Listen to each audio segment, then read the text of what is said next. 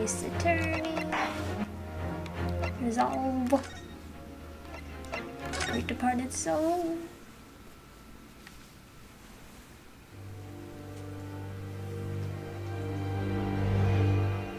Ooh, we're going to Paris. The grand end of the century great exhibition of London. Surely there is not a soul who has failed to hear of it. Wondrous new works of culture and industry from every corner of the globe had converged on Hyde Park, welcoming over 50 million visitors. The last great hurrah of this century.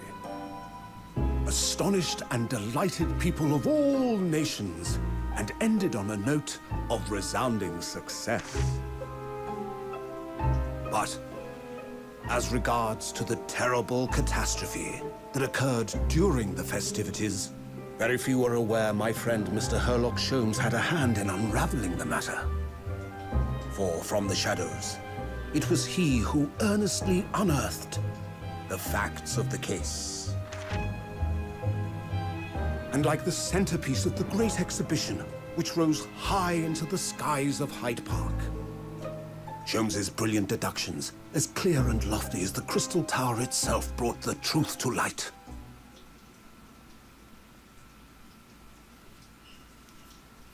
I was kinda hoping we would go to Paris, but no. We're here at the showground of the Great Exhibition, which is absolutely packed with people. The weather is unusually fine, and we're about to witness a most extraordinary scientific experiment. Oh my god, that hair. The 20th century will see steam engines and electrical power dominate the world. Horse-drawn carts will give way to the motor car. Ships will sprout wings and take to the skies. And today, we showcase even more advanced technology. A glimpse into the future. What is the guy on the left even here for? A world first. A demonstration of my super high voltage instantaneous kinesis machine. I guess he was the announcer, but like, why is he just there? Waving. A man will literally be disassembled by a pulse of high voltage electricity and beamed to another location. Literally disassembled. Whereupon his body will be reassembled by a series of complex calculations exactly as it was before. Get in there, announcer man.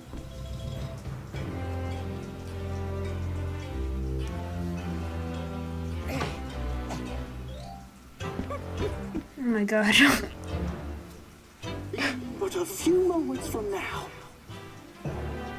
this gentleman will, in the blink of an eye, complete an incredible journey through the air. To arrive an instant later on the Crystal Tower behind you! What is wrong with this man?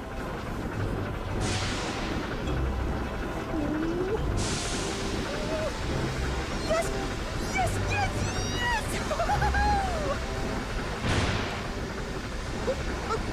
No! Please! That's not what I wanted!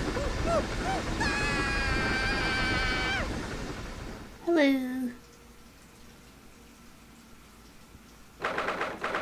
22nd of October, 9:36.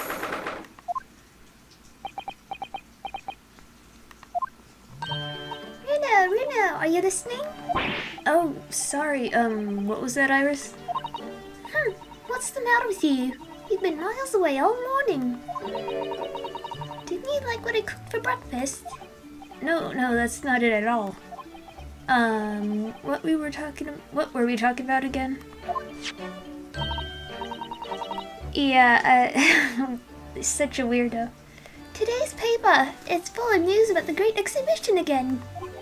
Ah, yes, the Great Exhibition. I'd like to go sometime.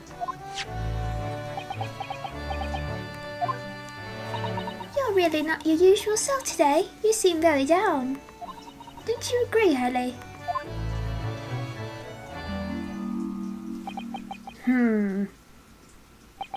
Did you say something, Iris? gosh, you're even more down.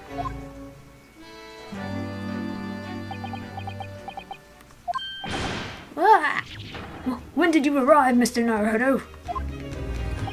I've been here for about half an hour already. We had breakfast together. What? Why didn't you mention it before? I, thought you might have known I was here, you know, because breakfast. Iris is quite right. You're clearly lacking in vim. So much so that I didn't notice your presence. Thanks.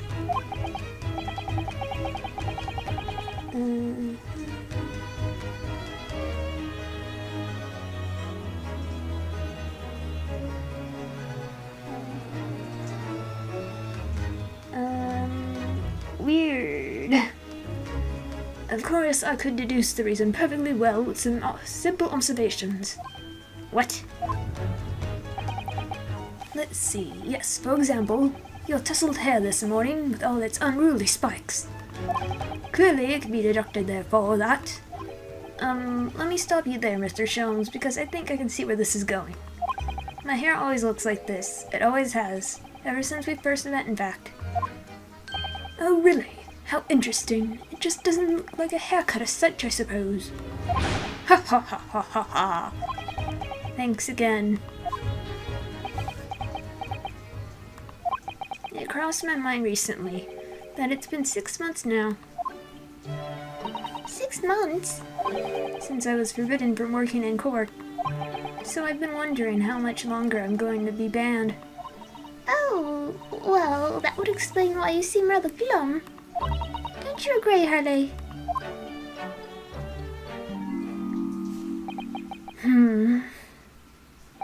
Did you say something, Iris? Back to moping.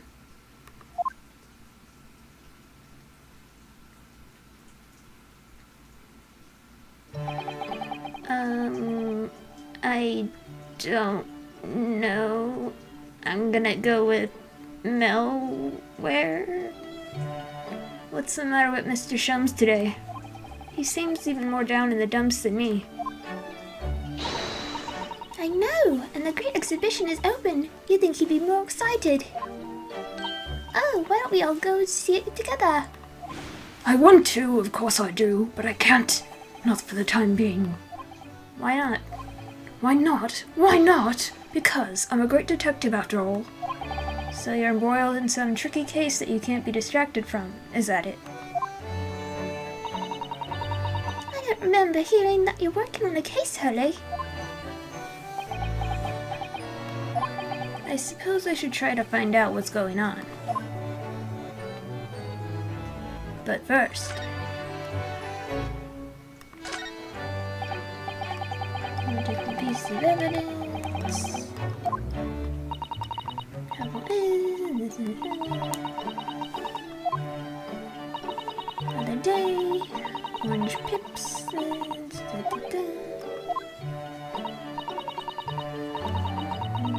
Nice.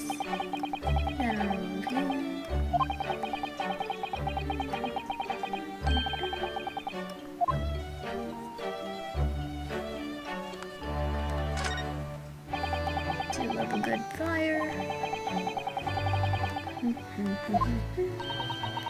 Cleaning up the chimneys into relaxing. Getting covered in suit isn't my idea of fun.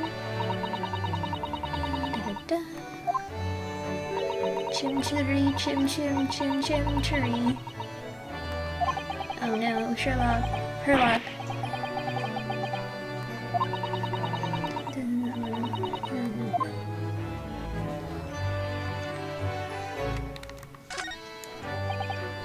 Books, papers. How did that go?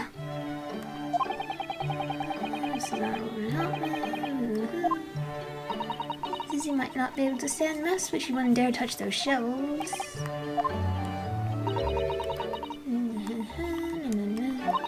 They say like the same thing each time. Why can't I just skip over it? It's new technically, but they're saying the exact same stuff.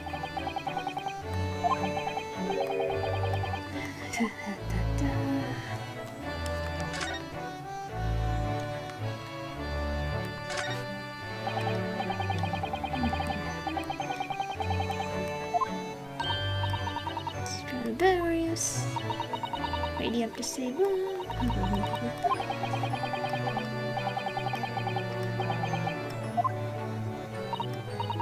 What would you buy? Really have no idea.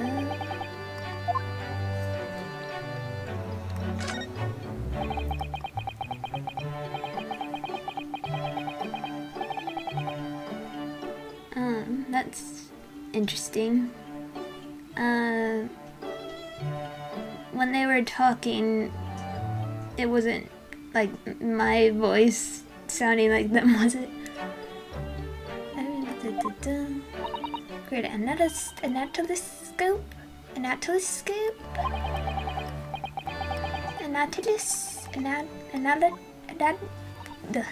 Analysis scope.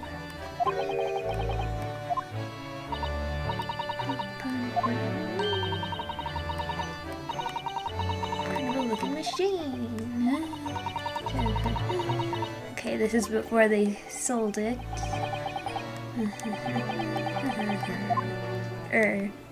After. What time memory in?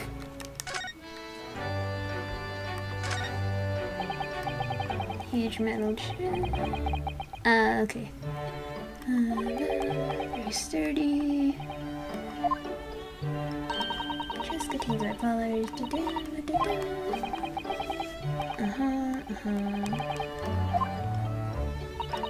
That's the way it'll stay. Those papers are a secret. Being bitten. I swear we've had these exact same conversations. Just let me skip it, please.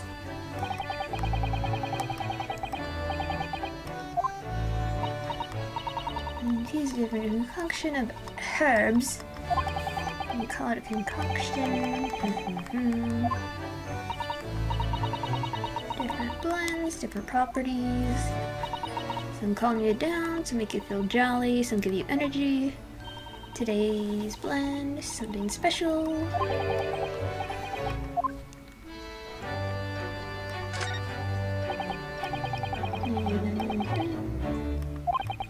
What's in the melting pot today? The blue carbuncle. Yes, it's from a case of that I saw ages ago. Carbuncle's another. Oh, yeah, I already went over this with Steven Universe. That's the thing, there's usually red, no blue garnet.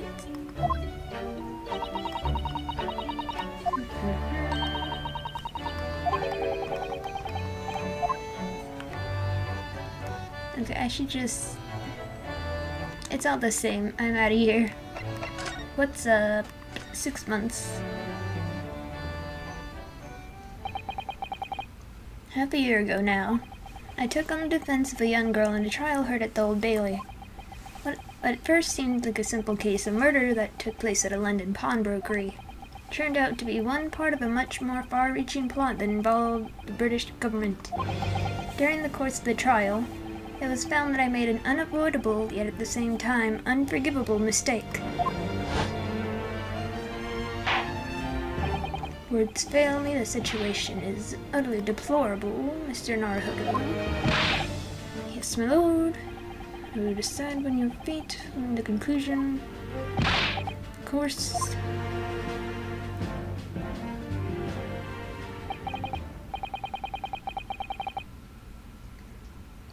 Yeah, I wish there was like a mash button of sorts, but they don't really have that in here. In the end, I was told I had to spend my time in research studies. That's what I've been doing. You have, haven't you, Bruno? Reading all those big fat tomes about British law up in your room. Tomes. No, tomes. And all the notes about Sholmes' old cases. Brewing Iris' special blend of tea, fetching my daily bread for me. You've become something of a manservant around here. Start on the silverware next, Master Naruhodo. Well, I'm thinking of going to ask the powers that be to reconsider. Specifically Lord Strongheart at the British Supreme Court on Whitehall. Lord it's Stoneheart.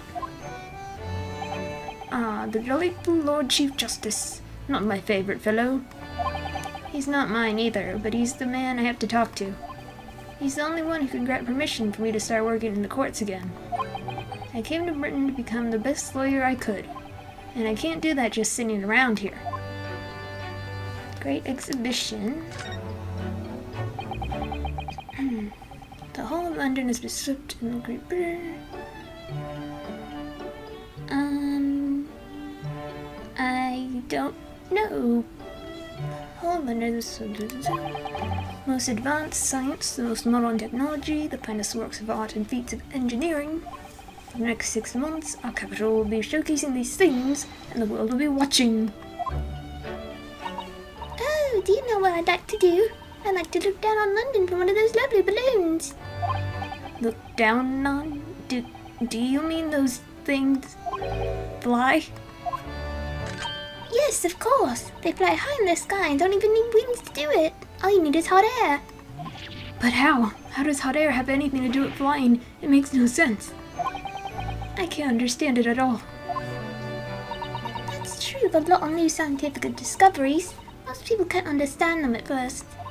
But in 100 years' time, all these things will just be common knowledge. I suppose they might be. Mind you, some of the science being demonstrated seems very questionable. I'm sorry about that.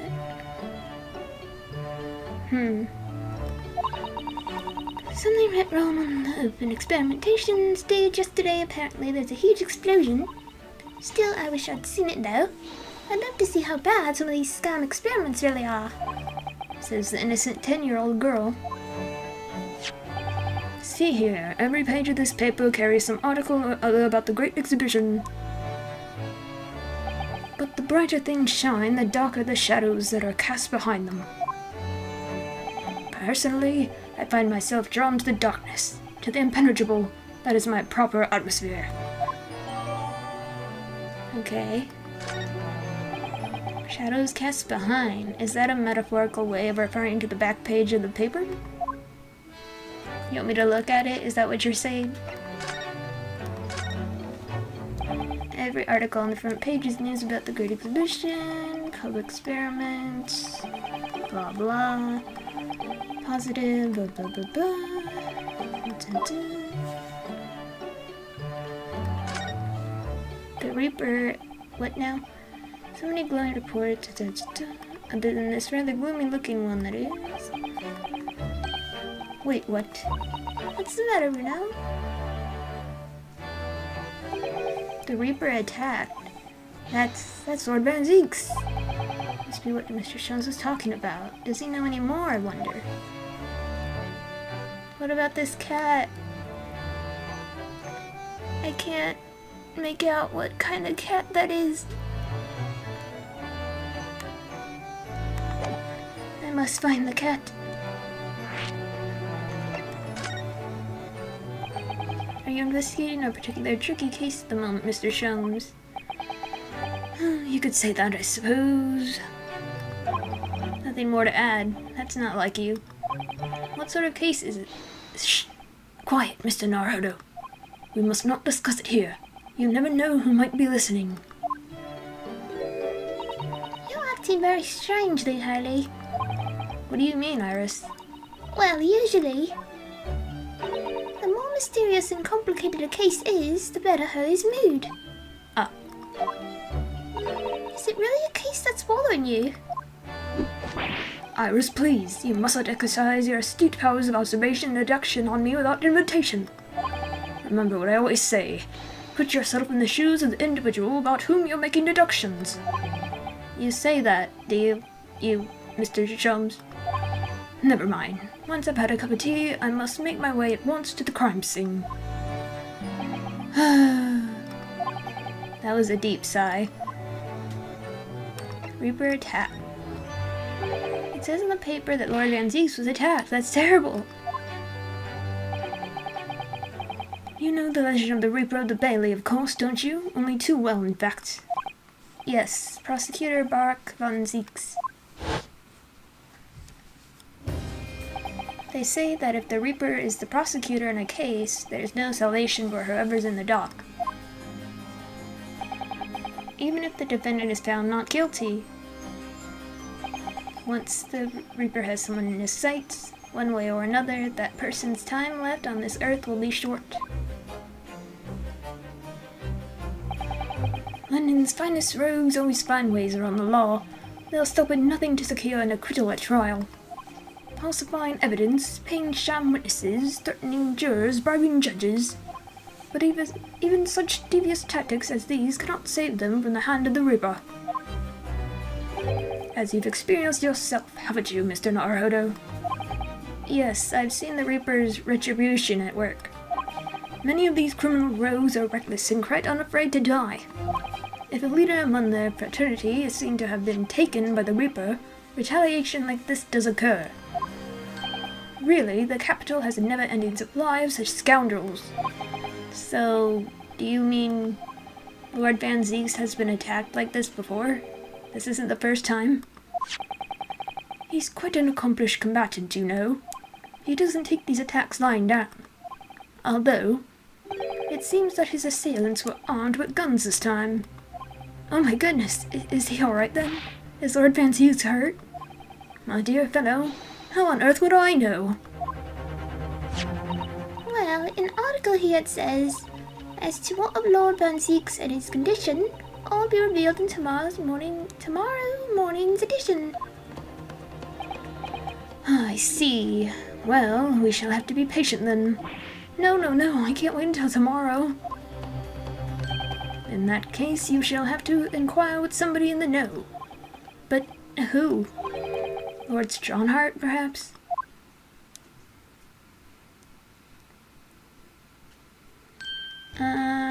I know of the movie, but I haven't seen it.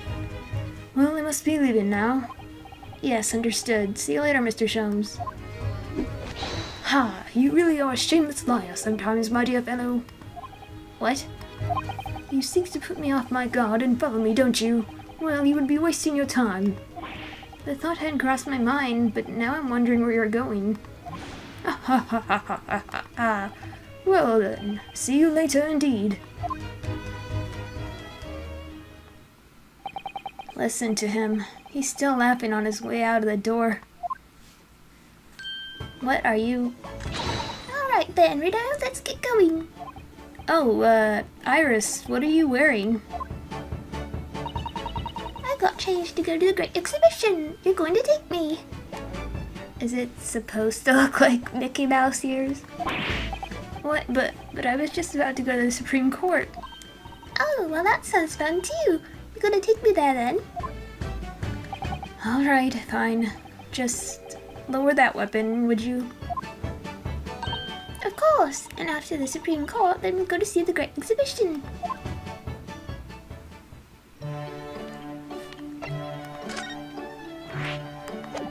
Oops.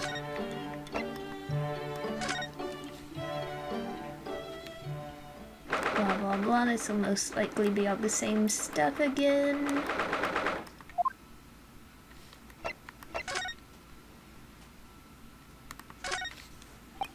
Office speed, no, Miss Susato's gone, the shovelers aren't.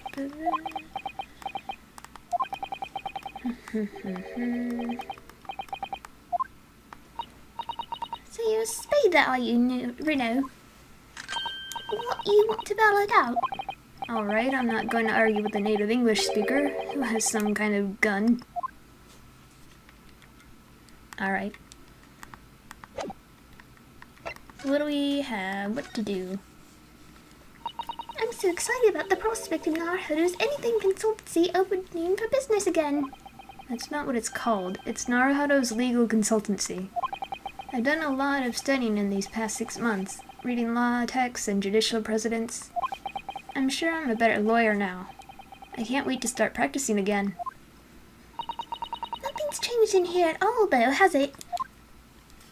It's as though time has stood still in here since Susie went back to Japan. I wanted to keep it ready for Miss Susato, in case she was able to return to Britain at any point. So I've just left everything the way it was. Oh, I see, right. And there was me thinking it's because of the way you are, Reno. You know, never bothering to tidy up, I mean. Iris, this isn't the time or the place to bring up my tidiness. Or a lack of it. Okay, bye. Lord Chief Justice.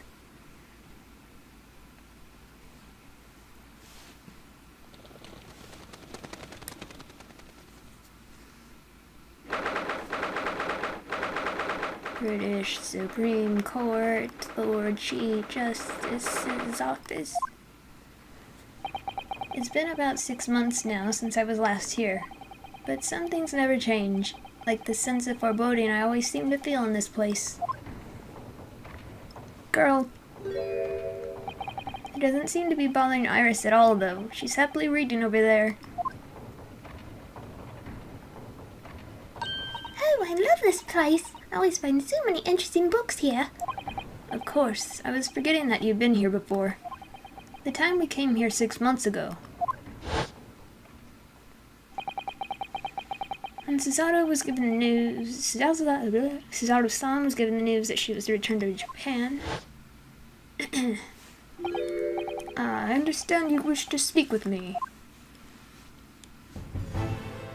Oh, Lord Strongheart, I trust you've been keeping well. Let's see, since you arrived and requested an audience, it's been 4 hours, 32 minutes, and 26 seconds. I've kept you waiting a while, my apologies. Oh no, not at all. I like nothing more than standing around staring into space. Good to know. Good to know that doesn't appear to bother him at all. Male Strongheart, Lord Chief Justice of London. He's the man who allowed me to start practicing as a defense lawyer when I arrived in Britain as a student. You need only savor the air for a moment in this grand office to understand his preeminent status. As you will be aware, the Great Exhibition of London is now underway at last. We're extremely busy as a result, policing the grounds, guarding the new technologies, dealing with petty crime.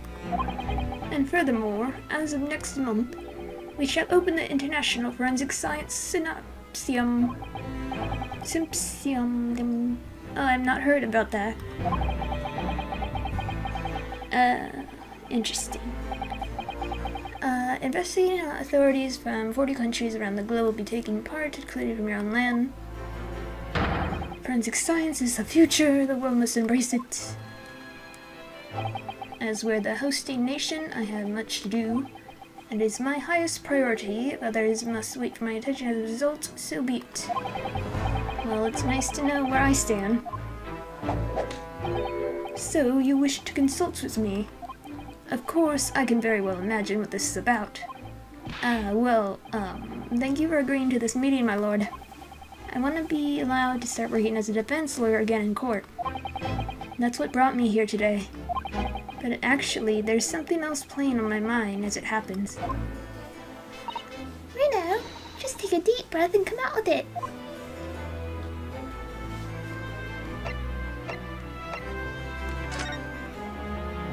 Mission to work. Ashley came here today to ask for your permission. Go on. 6 months ago, my right to work in court as a lawyer was revoked, and I was told to spend my time studying. Obviously, I'm very sorry for what happened, but the thing is, it made me understand what it really means to defend somebody under the rules of a foreign justice system. And I desperately want to have another go. Please, permit me to enter the courtroom again. Mr. Naruhodo. Yes. Here it comes. I'm sure you haven't forgotten your position here, have you? At best, you are a substitute for your compatriot. This was never your intended role. Well, that's true. The Japanese government actually sent my best friend on this study tour, not me. It should have been Kazuma. He was so determined to bring change to our own justice system at home. That was his calling. If that tragic accident hadn't happened, I wouldn't be here in this office now. Mr. Sogi was my best friend, you see. That's why I can't leave it unfinished. I have to fulfill his calling for him. His calling, you say. Has it never occurred to you that perhaps you know nothing of his true calling? Sorry? The mission with which that young law student was charged, what do you suppose it really was? What do you mean? Mission? He's not making any sense.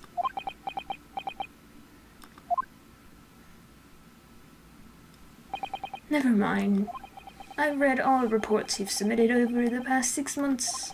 It's clear to me that you regret your actions and have been studiously obeying your revised instructions. Do you mean... As of this moment, I reinstate your license to practice law here in Great Britain. Thank you so much. That's wonderful news, Reno. In fact, I believe I have the perfect case to mark your comeback, a curious affair. You'll consider it, I hope. Of course, please tell me more.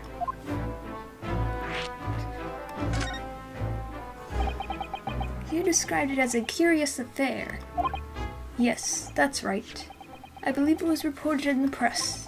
Are you aware that there was a serious accident at the Great Exhibition yesterday? Oh, no. Yes, I read about it. A professor from Germany tried to carry out a crazy experiment. Let me see, how was it described? Super high voltage instantaneous kinesis, I think. Instantaneous kinesis, as in moving things with a click of the fingers?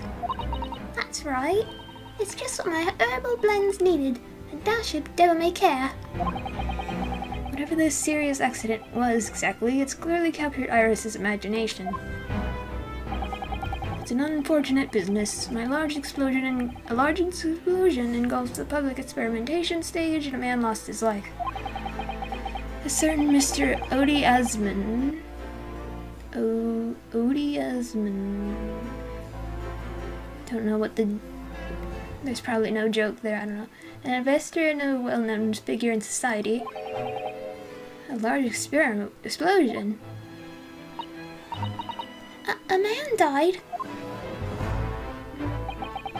The man responsible for the experiment was Professor Albert Harebrain. He was detained immediately after the incident and is due to appear in court tomorrow on the charge of murder. What? Murder? If you intend to take on his defense, you should hurry to meet with him at the prison. There is very little time left for you to carry out any kind of investigation. Great exhibition, a scientific experiment gone wrong, and murder. I feel out of my depth before I even started, still.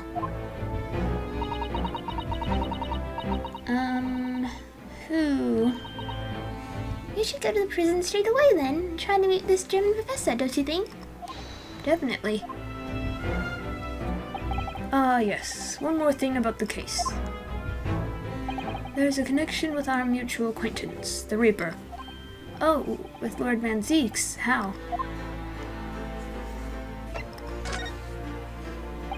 All sorts of conferences have been taking place around the world to coincide with the Great Exhibition.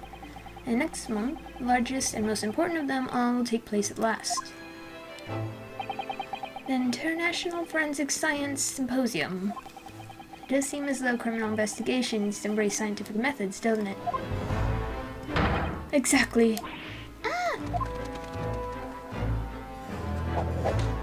London, the global epicenter of culture, science, and wealth, now has a population exceeding 6 million. Sadly, crime in the capital is growing at a similarly startling rate.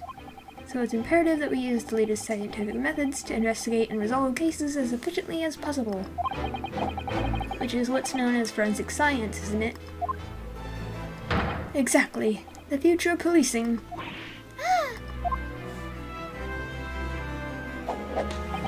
Regrettably, however, Britain is certainly dragging its feet when it comes to the adoption of forensic methods. Oh, nice. Oh dear, that's alarming. Exactly, it's extremely alarming. Iris, please. If I were Her Majesty's Attorney General, you could be sure the numbers of crimes committed and resolved in London would be very different to the current figures. I can cite 12 solid arguments and 223 individual reasons to support my claim. Sorry.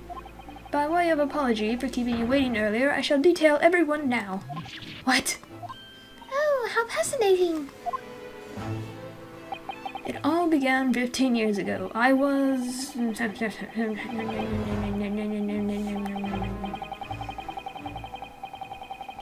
Oh my god.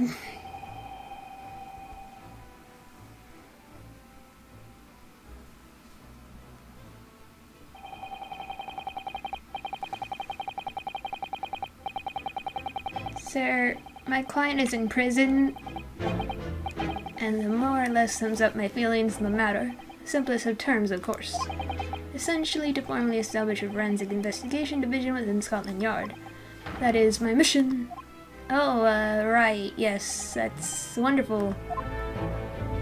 Exactly, wonderful is precisely what it will be. Iris isn't paying attention at all. She's got her nose in another book now. Oh, is it over? Did you learn anything useful?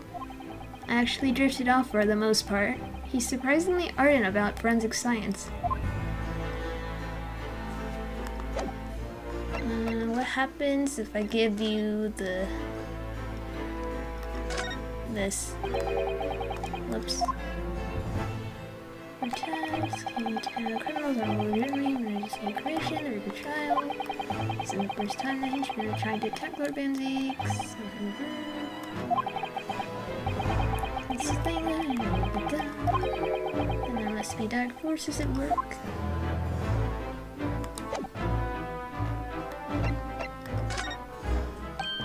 Oh, that reminds me. Have you seen this? Reports of the overwhelming success of the Great Exhibition, of course. No, not that. The story on the back page. What story? The Reaper attacked. Ah, that. You've enjoyed some victories in court against my #1 prosecutor, have you not? Poor Mr. Reaper. What happened to him? He wasn't killed, was he? There is no need for concern. Lord Van Zeeks would not be so easily dispatched, I assure you. Can you tell us what happened? I'd really love to know. Very well. If it interests you, it does, strangely.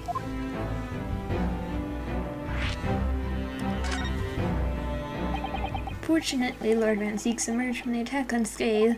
Street ruffians are no match for that man. He's a very capable fighter. But that's incredible. They were armed with guns. Why was he attacked, though? Do we know? It's related to events that occurred a month ago. A leader of one of the capital's criminal organizations was indicted and prosecuted by the Zeeks. But the man was acquitted. I've no doubt large sums of money were involved behind the scenes. Large sums of money? A deplorable situation. Members of the jury were bribed, it seems. However, despite winning his freedom, the man in question met a dramatic end yesterday. But you're not suggesting that was the work of the Reaper, surely? The victim's henchman certainly seemed to think so. He was a man with the name of Asman, Mr. Odie Asman. Did you say Asman? That's the man who died in the big explosion at the Great Exhibition. Yes, known publicly as an investor, but in reality, the head of a significant criminal organization. Unbelievable. I wonder, could I ask you something, Lord Strongheart?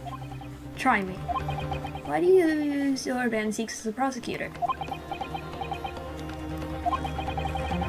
All the criminals who manage to get off in court then meet with mysterious ends outside the courtroom. And fearful of that fate, they seek to strike at Lord Van Zeeks first. I know there's no evidence that he actually is the Reaper in this sense, but still. Something's clearly going on here. I have Van Zeeks work for the prosecution service for 2 reasons.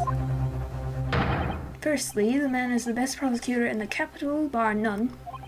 And secondly, any deaths of criminals that have occurred outside the courtroom following his trials are nothing to do with him. But that doesn't make sense. How can you explain the way so many have died, if not by someone's hand? Van Zieks may have earned himself the moniker of the Reaper, but he's no killer. So he'll continue to prosecute on behalf of the Crown. Unless he wishes otherwise, of course.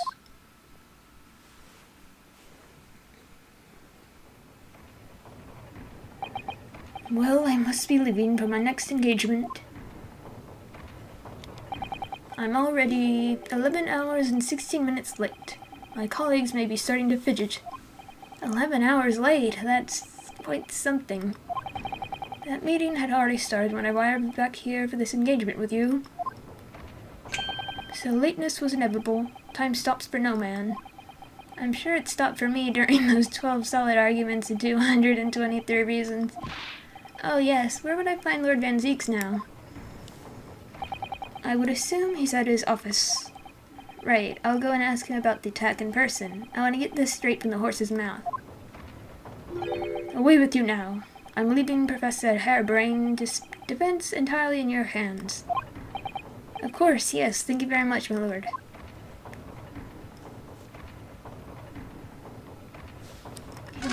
Is Iris still on the floor? No. Okay.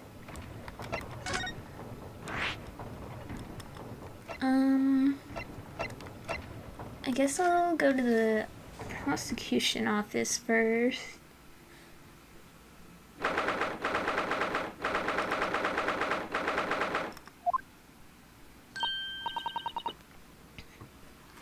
This is the legendary Reaper's office.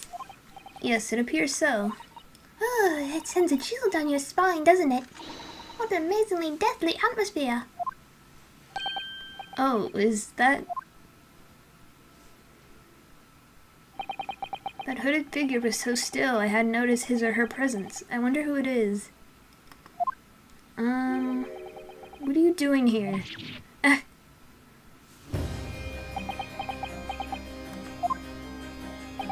He's as unwelcoming as I thought he'd be. Actually, maybe even more so. Oh, I'm glad to see you're well. I am. So, who's the person over by the wall being punished for something or other? No punishment is taking place here. Oh. That's my apprentice, and he's sitting there of his own free will. I didn't know you had an apprentice. It must be the same person who was pictured in the newspaper. He's very able in combat, a requisite skill for anyone under my tutelage. You're referring to the attack on the Reaper that was reported in the papers. The Reaper. I'd be interested to know the Reaper's true identity myself. Assuming that is such a fabled being genuinely inhabits our great courtrooms.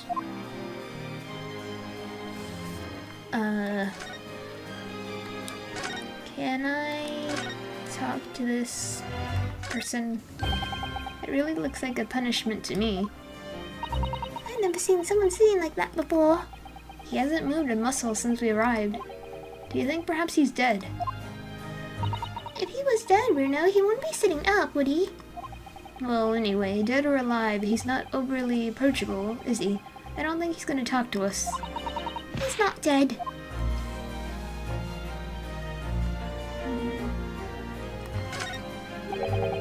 Look at all the ancient casts. His name. Oh, cool, I love Egyptian stuff. People who escaped conviction in court. Take this notion. Oh, yes, of course. Thank you for clearing that up. You and I were just musing to yourselves. Don't mind us, Mr. Reaper. I wouldn't if you hadn't invited yourselves to my office to talk nonsense within my earshot.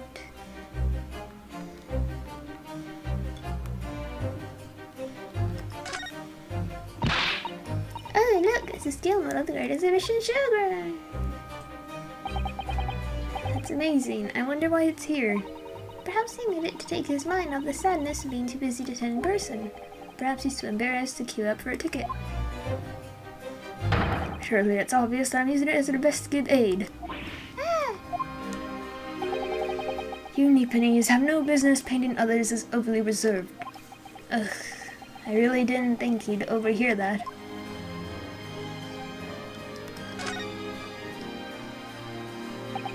That portrait really dominates the room, doesn't it?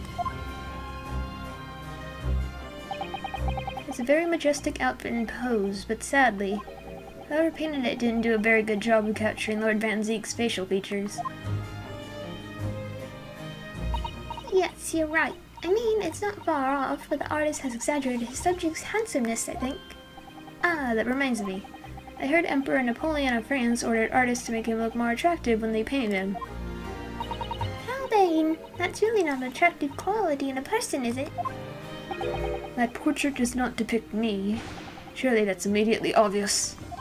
Oh, then who is it?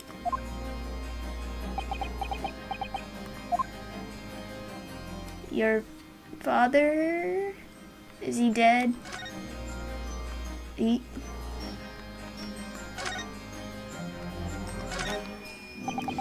Van Zeek's desk, so stylish. That's a marble chess set. Chess, that's the Western version of a Japanese shogi game, isn't it? You know, I'm actually quite good at shogi problems. Oh, really? You probably like chess problems in that case. I love to challenge Lord Van Zeek sometime. To a bout of shogi problems. If you only really want to challenge yourself, you can always sit on your own at home. Look at the fine collection of hollowed chalices and bottles neatly lined up. My hollowed bottles are filled with the essence of the finest grapes from the finest vineyards I visit. And I personally oversee these chalices being made by the finest crystal craftsmen in the world. And yet you throw them around in court like they were worthless. Yes, because this imbecile is so unimaginably and repeatedly wide with the marks sometimes. Oh. Before you open your mouth next time, you should consider the poor artisans whose work you defile. So, it's my fault. Silly me. How could I ever have thought otherwise?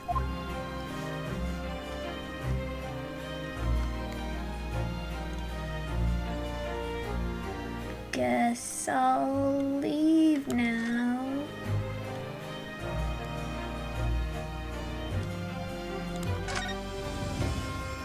I want to know who this person is. I'm trying to tell, like, by the clothes, but I don't know. Last night's attack. Lord Strongheart said the assault last night was some sort of revenge attack. True, carried out by a henchman of the Asmon's criminal investigation meant their arrests were imminent. Certainly some hope to kill me.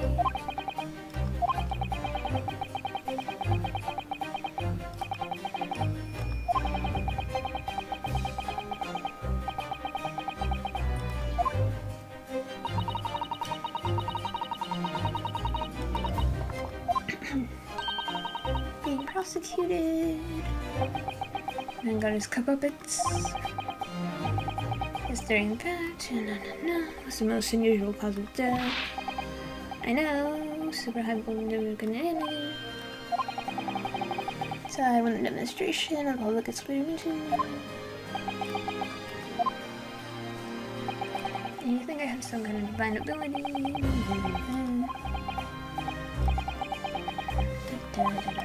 If this man really is the fabled Reaper, then he has to be innocent of this particular death at least. It's strange how this has worked out, isn't it, Bruno?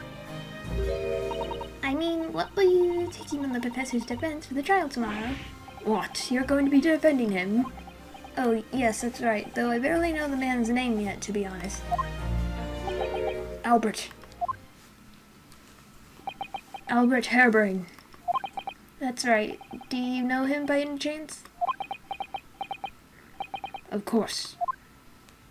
He's a contemporary of mine. We were at a university together. You're... What?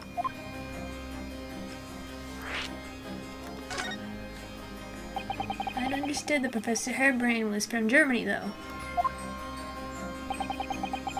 Harebrain's from a respectable British family. After graduating from the University of London, he moved to Germany to carry out research. We were students together. I was in the faculty of law, he's in science. Curiously, we got along, though I'd not met him since my university days. Certainly didn't expect our next encounter to take this form. And with you, of all people, representing him. Ugh, only if I make it out of this office alive. He's actually been charged with murder, it seems. Yes, I know, because the prosecution will be handled by me. By you? But you made it sound as if you and the professor had been friends. We are friends, it's true. Then why would you do this? If the Reaper's the prosecutor, there's nothing anyone can do to save him. He's doomed. Can't believe you've done this. What's Lord Van Zeek's thinking? Reaper's identity. What do you mean by what you said before? If you'd like to know the Reaper's true identity, does that mean I'm a crown prosecutor and immortal like any other, and I'm no demigod? They've all died, haven't they? If you prosecuted, whether or not the trial ended in a conviction or an acquittal. Those that prosecute are the vilest witches of our society, people who, without question, deserve to be found guilty. The world is a better place without them. But that's not true of Mr. Nansame, for example. He wasn't a vile wretch at all. Oh, Miss Kitty. In fact, she's even more so. She's ever so hardworking now. Where's Gina? I can't deny that since I encountered you, things have taken no turn, but the point is this. Any of those vile wretches that escaped justice subsequently died in mysterious circumstances. It was at the hand of their own kind. It's not my work. Lord Strongheart said the same. He believes you're not involved in any way. You were attacked by those ruffians because they believe it's true. The fact is, since people started to call me the Reaper of the Bailey, the number of serious crimes in the capital has dropped substantially. It would appear that even the most hardened criminals can be made fearful of their lives. Do you mean to say... I mean to say that if my pseudonym serves a useful purpose, I adopt it gladly, and with honor. But it's putting you in danger. You could be killed. If that is my fate, let God decide. Lord Van Zeeks.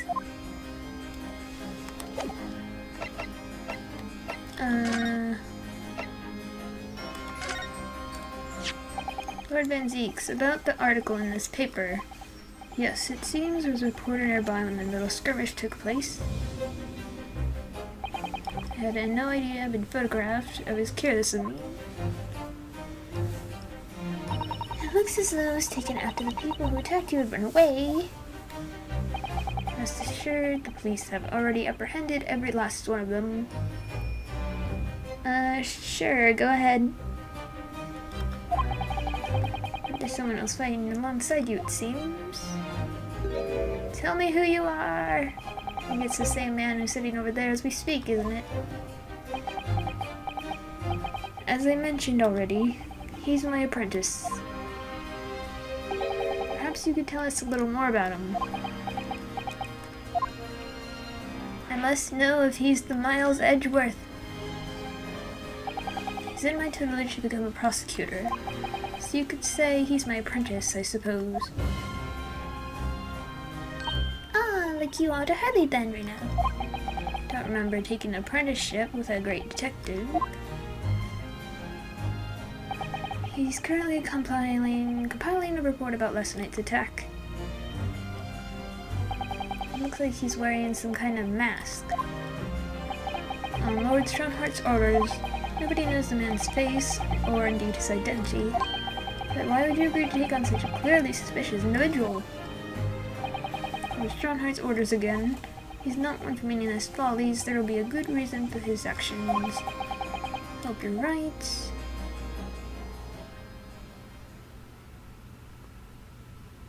Miles? Ah! The task is complete. Good. In that case, you can collate all the briefs.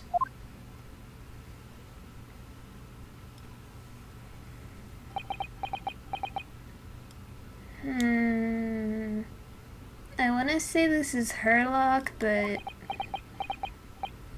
nice to meet you.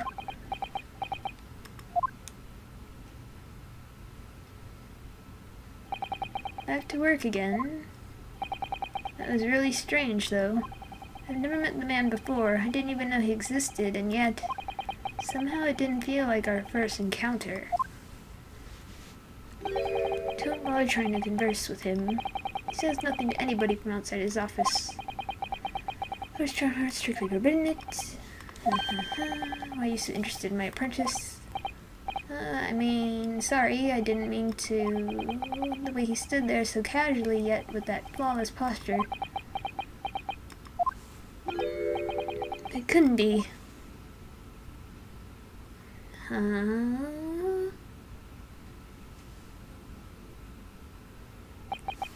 Yes, there's something I've been meaning to ask you.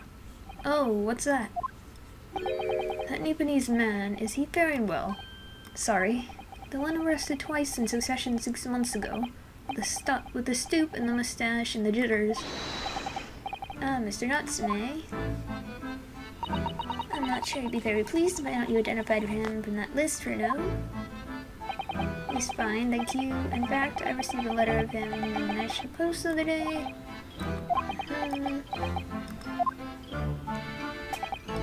Well, I think we can end our discussion there, don't you? There's little time left before tomorrow's trial. I advise you to spend it investigating the case. Yes. I can't believe he's asking after Saseki-san. After Nipponese. Happy or worried. Never imagined Mr. Reaver would be friends with a mad scientist. As a turn out for the books. Mad scientist.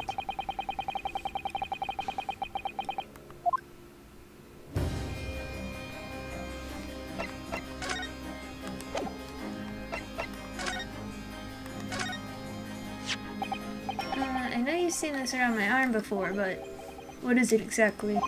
It's a mark of a defense lawyer, in Japan at least. And what's your reason for showing it to a British prosecutor? Well, I don't know really. I can understand at least. There's merit in reminding yourself of who helped you become what you are today. Oh. But that's a personal matter.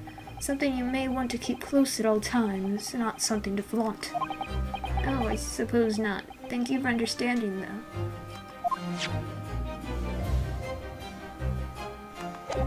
I'm sorry for your loss. Prison.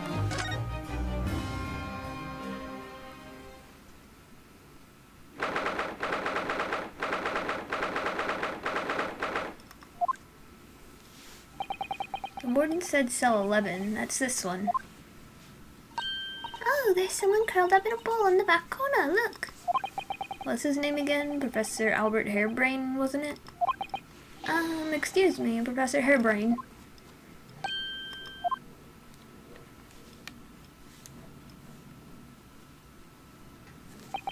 Who are you?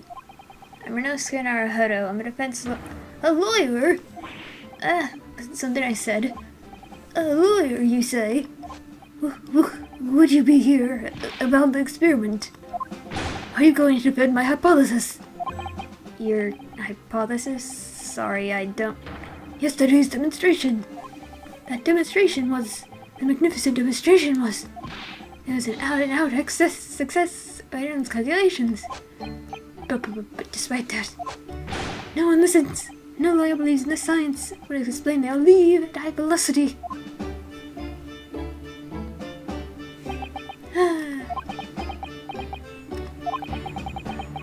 Now it's probably not a good time to mention that your zeal made your concentration leap for a while too.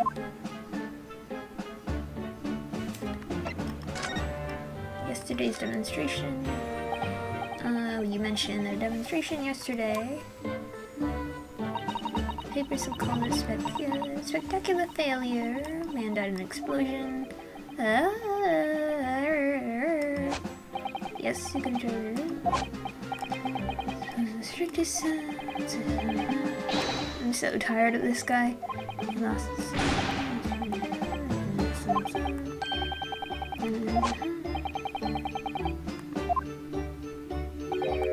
that mission exploded.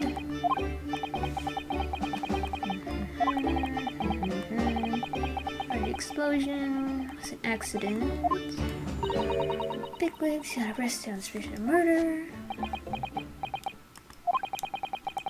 Responsible for a man's death. That I wish to be punished at once. But murder? Never in a million years. It was an accident. See. Harley and I were talking this morning, you know. He said the situation would change completely depending on whether it was treated as an accident or murder. How exactly? Well, if it really was an accident, the professor's machine would have been kept in protective custody. On what grounds? Ah, yes, it's newly established here in Britain, the Special Dispensation of Scientific Equipment Act. One passed me by.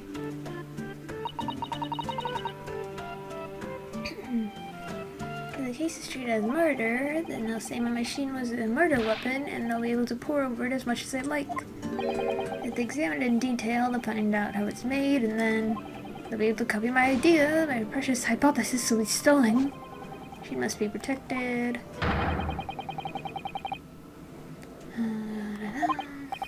I see.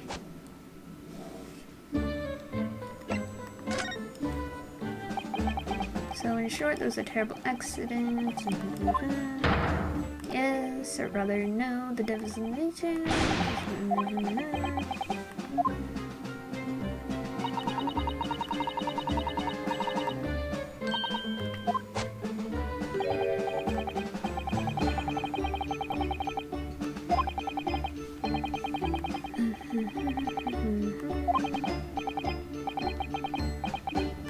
Yeah.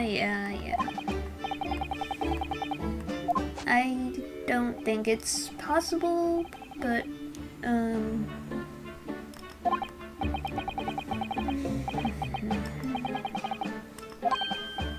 yes, for example, next time I blink of an eye. Oh my god, this guy tires me out. I don't really see it like that. Anywhere in the world, the planet wouldn't really seem vast anymore, would it? I think it would feel like it had shrunk. My word, that's exactly right. The implications, what does this mean? Oops, that's got Professor Bunnybrain all really worried. Just because you can doesn't mean you should. The point is... practical demonstration.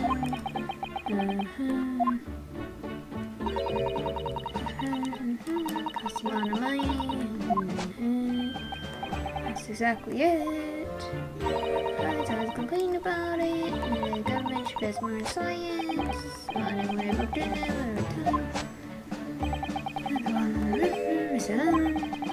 I'm done.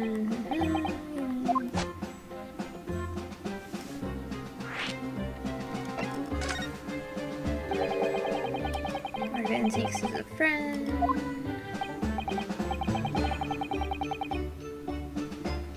Yes, like back then. Question and assuming genuinely. Sorry, I think you misheard me. I'm talking about the cold-hearted, merciless prosecutor Barak von Zeeks. See, like at the university. Talk about the question. As I said, after all, he's the little darling of the Van Zeeks family. I didn't realize he had quite such noble blood. Little darling. Bit of a shock when I came back to Britain. Before the Bailey. Yeah. Did hear that there was a very big event in your life. I'm assuming his father or whatever died. sorry, but I don't know anymore. Been in the country at the time. Yes, of course. If he's heard all about the Reaper, I really don't have the heart to tell him that Lord Van Zeeks will be a prosecutor.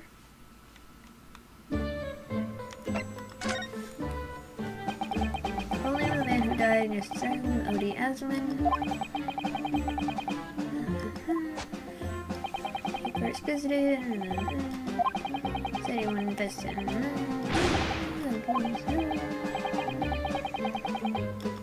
blah blah. Money for scientific research, blah blah blah blah blah.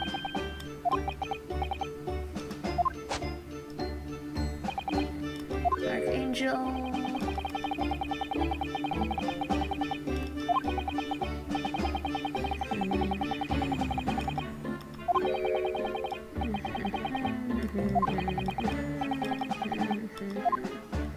Okay, so much words. Okay.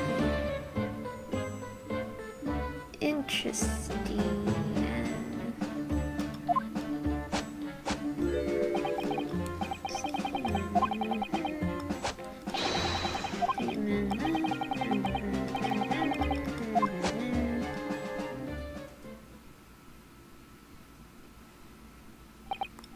So, Professor, huge explosion, that was an accident, no intent to harm, so investor, yes, true that the man perished, the machine of my invention, enemies, my discoveries, take a breath of life, scintillating, a man of science. Do you believe me? Science is the pursuit of truth, you know. I've always believed that. All my life. I don't know much about science or your theories. To believe you, and I will fight to prove your innocence with all my might. I'm a man of the law, that's all I know. You have to believe me, please. When I went to live in Germany, after I graduated, I learned something very important. Nationality, class, lineage, none of that matters. As long as you try your hardest, you can achieve anything. Thank you for that, Professor. And thank you in advance for defending me tomorrow at court. Alright, Reno. It's time to visit the Great Exhibition. Sorry. Well, that's where the incident happened, isn't it? Yes, I suppose that's true. Time to investigate at last.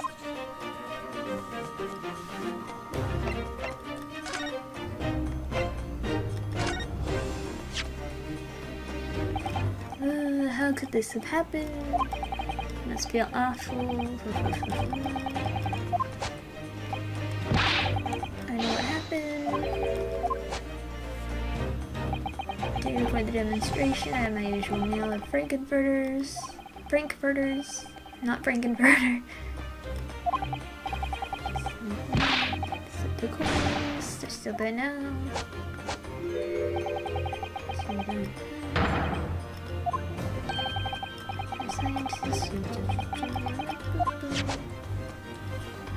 You're so boring, sir. Okay, experimentation stage.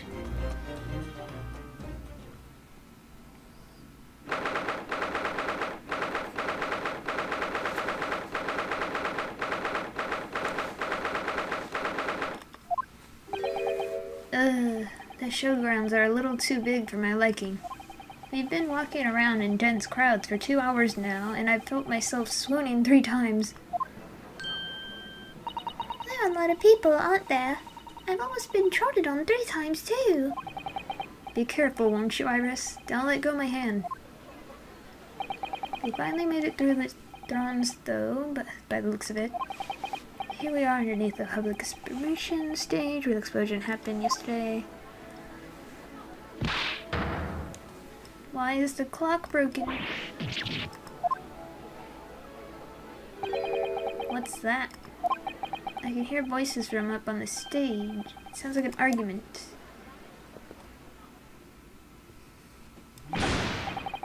Right, I heard it was you this time. I'm warning you, I'll arrest you in a minute. Oh yeah? Go on then, Inspector, give it a shot. You ain't got no evidence and you know it. Wait, I know those voices.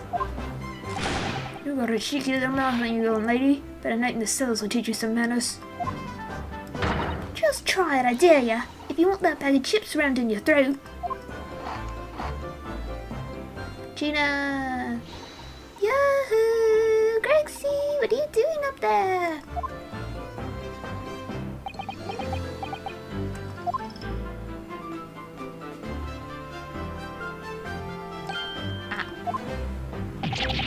Ah! It's you! Here! You're here! Here you are! Here! Your ladyship! How are you, ladyship? I do hope you're well, your ladyship.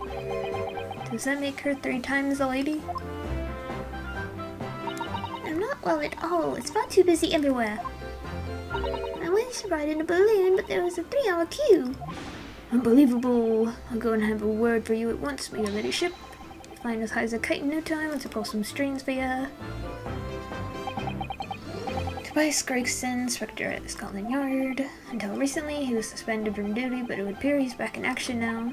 He's actually quite well known, appearing as he does in the Adventures of Sherlock Holmes, and for that reason, he can't say a word wrong to the story's author, Iris. There are limits, surely, or there should be. Watch it, sunshine. Sorry. What gives then? Don't tell me you're on the case. Yes, I'm acting for the defense. So we're here to investigate. Dear me, that's the situation, is it? Is it really that troubling? Measly 5 bob, is that all you got? You're a lawyer, ain't ya? You could stand to carry a bit more copper around your pockets, Mr. Narada. What? Hey, that's my last bit of spending money, that is. You can't have it back, but I'll have to charge you for all the bother. 3 bob.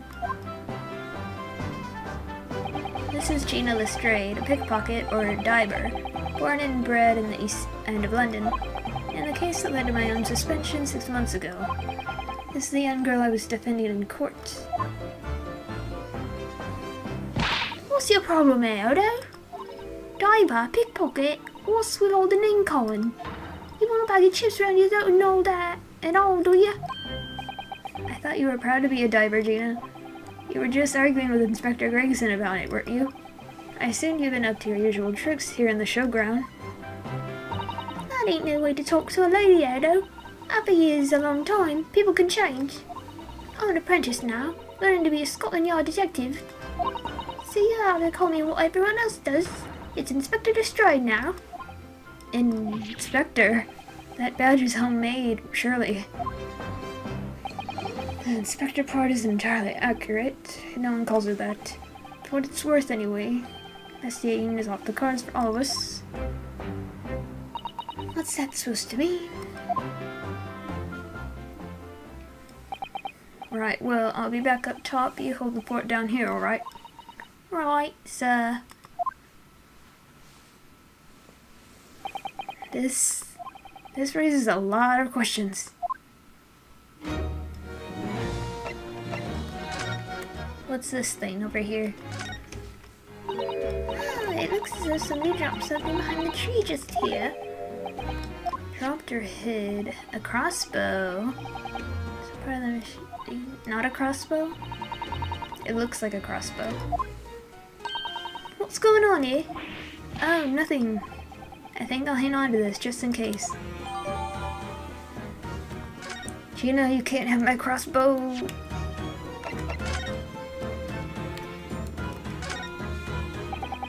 Whoops.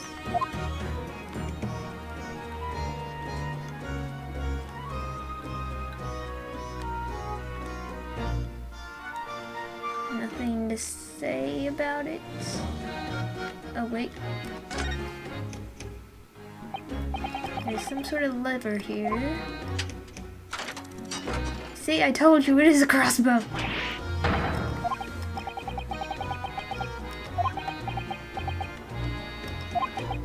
I think it's probably used for the same thing. I told you.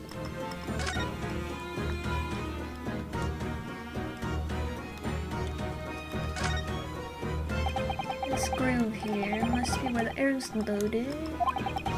Right, it's just sort of go around here.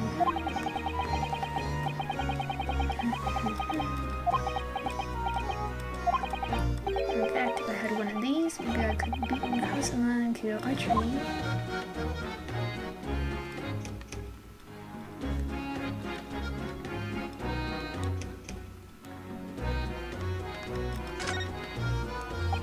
Looks like you wind this around in order to draw the bowstring back and create tension. I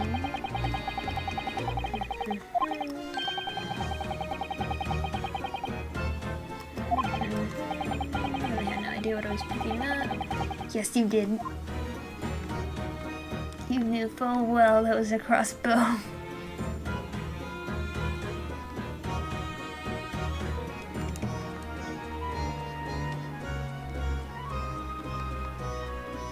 I guess that's everything they have to say about this.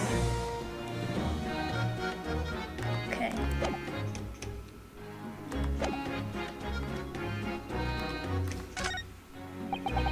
For some reason the ground's damaged. And fire here or something. Yes, if you look closely, there's some scattered ash, burnt embers. Big explosion. Small fire. I'm not sure we English are quite that laid back.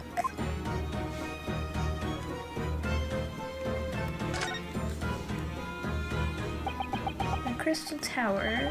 It's certainly an apt name. It was built to be the focal point of the exhibition, and it definitely is, being so tall with all that glass. Can't imagine a building like this ever being erected in Japan. There are lots of exhibits inside the tower. Of course, there's an observation deck, there's an art gallery, a zoo, a museum. And you have to queue for 3 hours just to get to the doors. Shattered glass and thanks to that accident, the whole tower's shut. I mean, it's not the Crystal Tower anymore, but the Crystal Glass Shower. No comment for her. Apparently everyone's saying skies now. But there's a 3-hour queue to go up in a balloon. Londoners must be very patient people.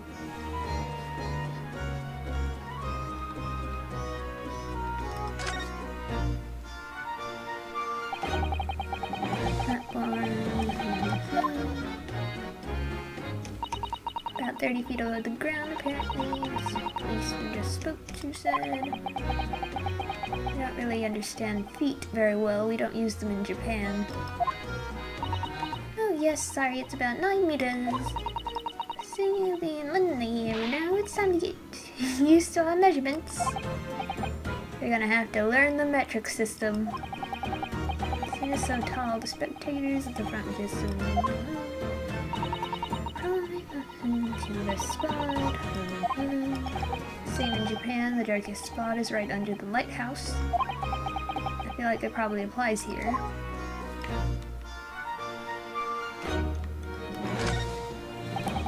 These stairs obviously lead to the stage above. We should go up there and investigate the exact spot where the experiment is being conducted.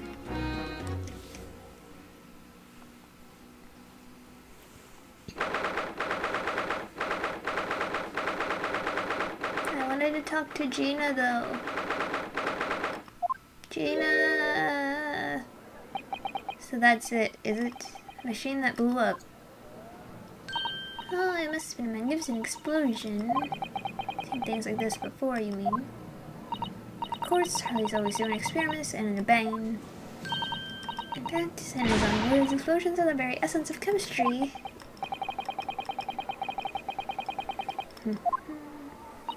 One time, made something that exploded with such force it took the roof off the building.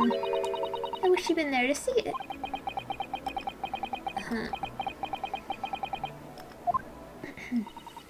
Anyway, it's enough about that. Time to investigate. Look, Inspector Grigson's over there.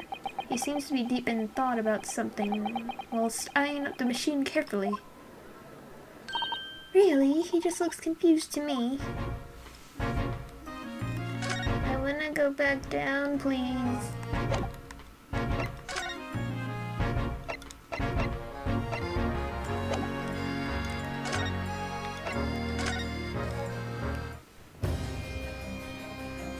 Hello, sir.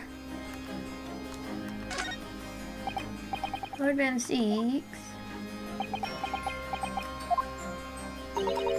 He's ignoring you.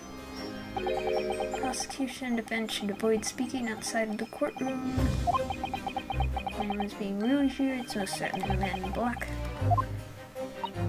Oh, I see. Well, thank you for setting the record straight. Hehe. Did you see that? You spoke to me, Reno. I need to visit the Great Exhibition yet. He's definitely ignoring you. Right, no niceties either then.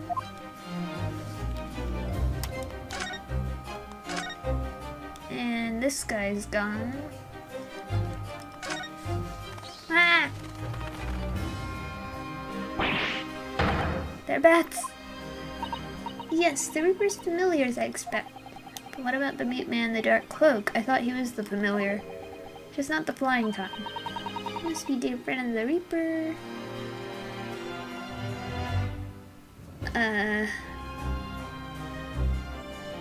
No.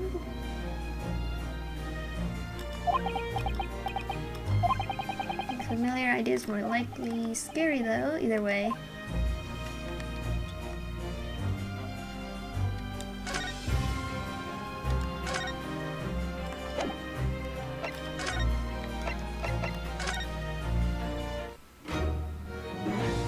Alright, what's up, Gina?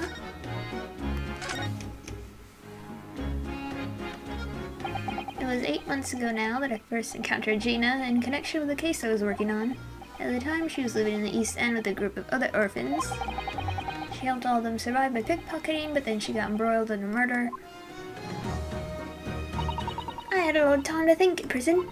I realized I couldn't go on like I was. The diving weren't working out. Oh, I'm so pleased to hear it, Ginny. Well done. So you went from being a pickpocket to a detective. You got it. Good, innit? Inspector Lestrade. Sounds like something out of a book, eh? Talk about a sea change. And then there's Iris's old man to think about. Iris's father, you mean? Yeah, I promised her, didn't I? I said I'd get all the police forces around the world to pull out all the stops looking for him. Just a small promise then, nothing serious. Oh, Ginny, you're so sweet. So anyway, that's how come I had to go with this test, I believe. So anyway, that's how come I had to go with the test for Scotland Yard. And the trouble is, I don't read so well, do I? Just a small problem, nothing serious. And that's when Hurley approached Gregsy and asked for help. So Inspector said he'd take full responsibility for Ginny and make her sort of apprentice. Very magnanimous of Inspector Gregson and brave. Well, you know Hurley. He enjoys finding ways to make people do what he wants. Great detective likes digging for dirt, in other words. So the long and the short of it is, you got questions about the case, you can ask Inspector Lestrade. Right then, Inspector. Actually, there's still a big mystery surrounding Gina, isn't there? Ooh, what, Reno, what? Well, 6 months ago, Gina was the defendant in a trial prosecuted by the Reaper. A trial in which she was found not guilty, and yet here she is still. Come on, you're not still on about that, are you? That the Reaper or whatever it's called. Cool, you don't have to worry, are you? If I didn't half worry, there probably wouldn't be a whole lot of you left. It's like I told you before, innit? The Reaper's kind of like upstairs, so he knows what I'm like on the inside. I ain't really done nothing wrong. Nothing wrong might be sketching a point. What about Mr. Natsume in Japan? He's perfectly fine, isn't he? Well, that's true. Perhaps the Reaper is more discerning than I thought. Exactly, so I ain't worried, I'm totally fine. Yesterday's incidents. Cool, it was out of the world, it was. The rainy bloke put 100 levers in its machine and suddenly it started billowing smoke. Then it just went pop. I ain't seen a better experiment here yet. Sorry? You mean you saw it, Ginny, with your own eyes? Yeah, of course. The boss is in charge here, ain't he? Of keeping everything running smoothly, I mean. The boss being Inspector Gregson, I suppose. That's gonna take some time getting used to. So all I have to say is I'm on duty and I can do whatever I want to. Get this, I was up in one of them flying balloons when it happened, watching for it from above. No, you're so lucky, Ginny. Maybe I should join Scotland Yard now, too. Yeah, do it. You know how to put the boss in his place already, right, Iris? You have no trouble at all. Then it's settled. When do I start? No, you can't join Scotland Yard, Iris. We'll see. Anyway, what I don't understand is this. If the machine exploded so spectacularly, how can Professor Bunnybrain still be claiming that his experiment was a success? Oh, right. Well, it was a success in a way. It was. How can it have been?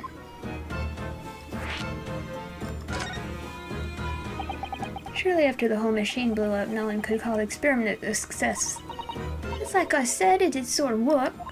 I mean, yeah, there was a load of smoke in that whopping great bang. But where do you think they found the victim's body, eh? In the crystal tower over there. What? In the tower? You can see for yourself, can't ya? Up there above the scaffold. Oh, where all the glass is broken, you mean? Yeah, the cage what the victim got in to start with. Really did get beamed through the air, however, and landed all the way over there. So, you see, it did kind of work, didn't it? What? I don't believe it.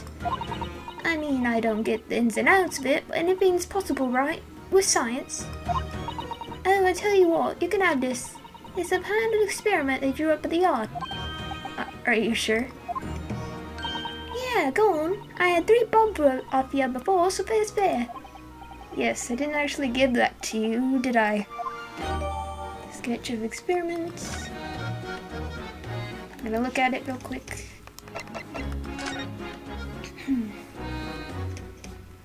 Yes.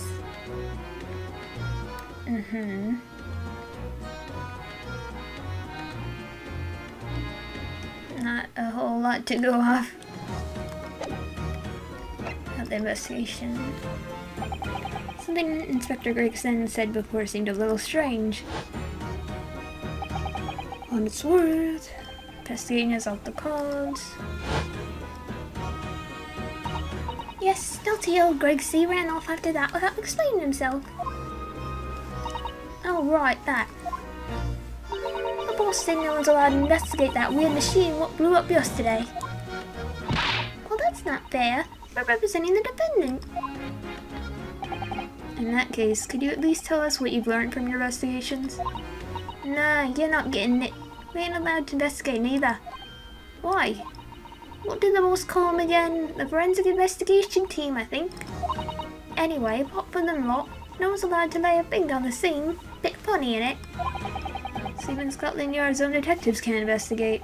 Yes, I've never heard something like that before. I thought I could have a gander at the court, though, but the boss caught me at it.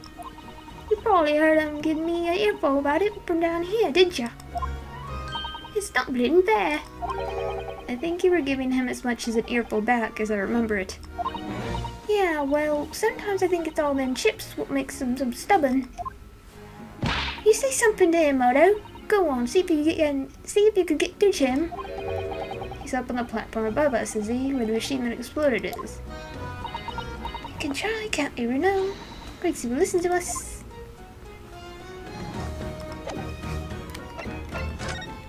Will she say anything if I probably shouldn't show her this, but Gina, would you take a look? Oh, where did it go? Hey, looking for this, Otto. When did she do that? Not even got anything else to show me, eh? What you reckon? Give that back first, please.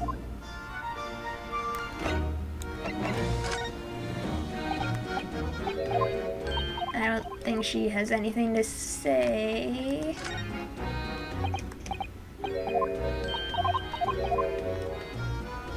Yeah, I think we're done here.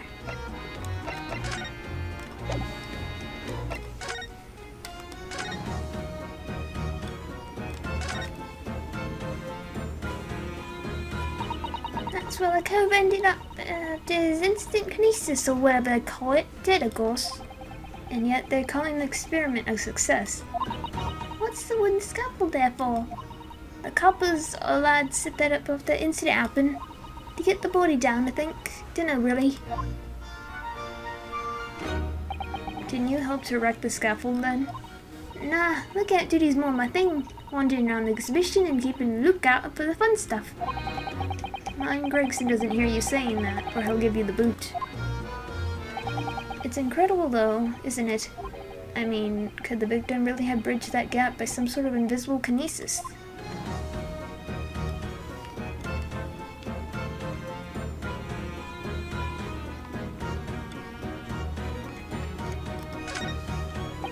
I've been meaning to ask you for a while now, but what are those funny round blobs floating in the sky?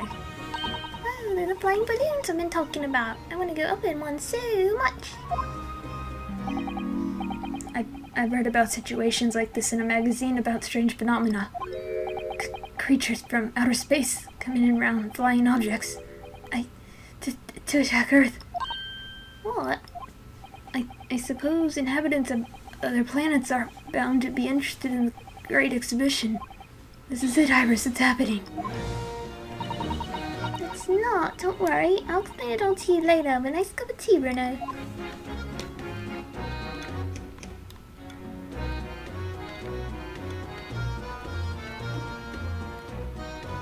Okay, let's go upstairs now.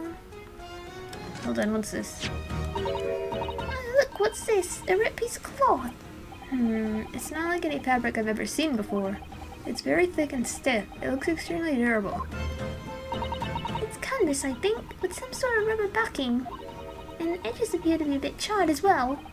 Maybe that means it had something to do with the explosion. Let's make a note of it while Ginny's been yawn.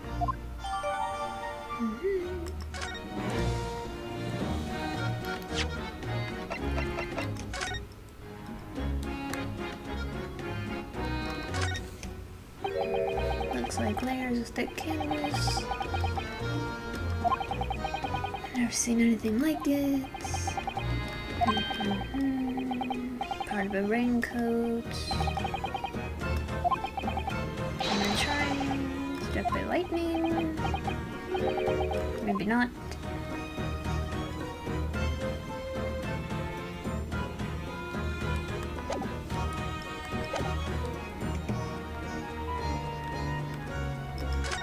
Okay, now let's go up.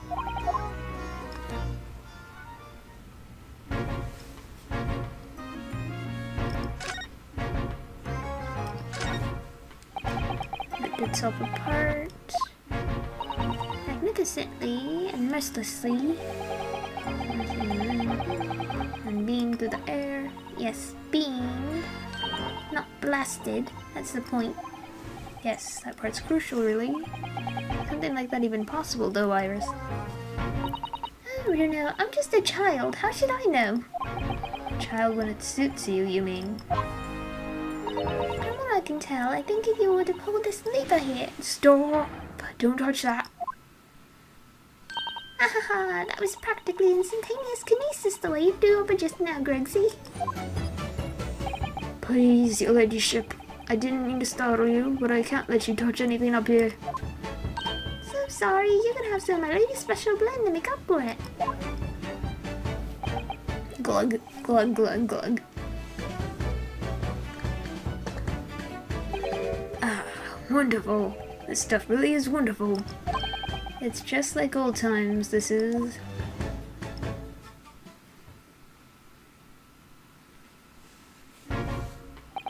We're representing Professor Harebrand in court tomorrow, Inspector, so we should be allowed to examine the scene. And this is sunshine, even though I'm not allowed to touch anything. It's blessed spiritual dispensation. Special dispensation. More red tape's all I need. So we're allowed to just look, aren't we? Surely that's alright, isn't it, Gregsy? Of course, your ladyship. Anything you say, your ladyship, but please don't get your dainty hands dirty, will you? Don't worry. We wouldn't dream of touching anything, would we, Reno? She really knows how to get what she wants.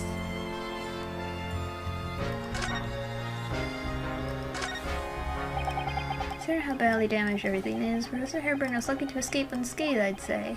We should have a good look around the machine when we can. Touch anything, I'll make sure I kill you.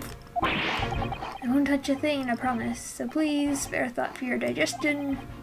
Anyway, do you really think this machine could actually disassemble people like the professor claims? Yes, looking tired and careless. Give it a rest. Alright, it's in what's being the crap metal. Maybe you could answer that question. But we can't, can we? Because of the annoying rules, you mean? Exactly, the annoying obstructive flaming rules. Look at the base of the machine there. Oh yes, there's a tool of some kind poking through the royal mesh. It's a screwdriver. Oh, isn't it a lovely one? The handle is in the shape of the capital letter A. It is? Oh, yes, you're right. What's the matter with you? Don't touch anything, I said. Touch anything and I'll make sure I kill you before I get strung up myself, I said. Yes, I understand, sorry, I only touched it a teeny weeny bit. But Gracie, I'm very curious about the screwdriver, really very, very curious. Of course, your ladyship, you're so clever, your ladyship, fancy spotting something like this. Give me the screwdriver. I'm afraid I can't let you have it. But Reno found it first. I assure you I've escaped thoroughly. Give me the screwdriver. That was very mean, I'm afraid. Inspector Gregson's gonna make a very clumsy and embarrassing mistake in next month's installment now. Poor Gregsy. So that means I can touch stuff? No?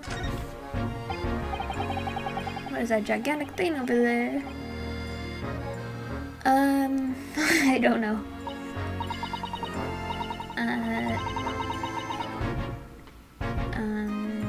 Bias Gregson. I'm trying to think if there's like a joke there, but I don't think so. He's just gonna act like a pigeon, I guess. Well, they rotate nice and slowly. Turning looks completely still. Yes, that's because it's turning so slowly. One complete revolution takes about half an hour. Not enough to go in one when it would be more fun to whiz around fast, don't you think? I feel as though you might have just invented a new sort of ride there, Reno.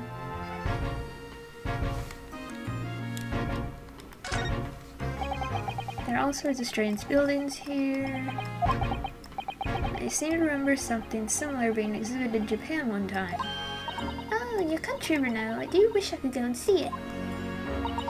I present a particularly steely samurai with the present of one of those. See if I can get Hallie into a jam and some Might not find as many of those sorts of people around you as you think. That's dull. Oh, but I know a prosecutor with a chamage top knot I can introduce you to. Chamage, really? Do you think I would have my picture taken with him, do you? Assuming he's recovered from the trim Kazuma gave him a year ago, yes.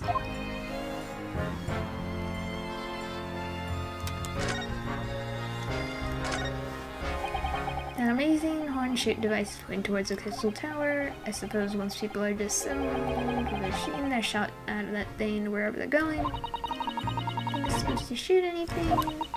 Set up to beam people to the crystal tower.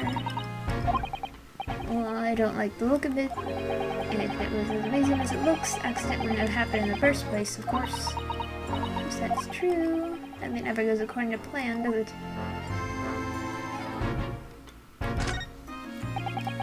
So there are people carrying balloons dangling silently in the skies over London.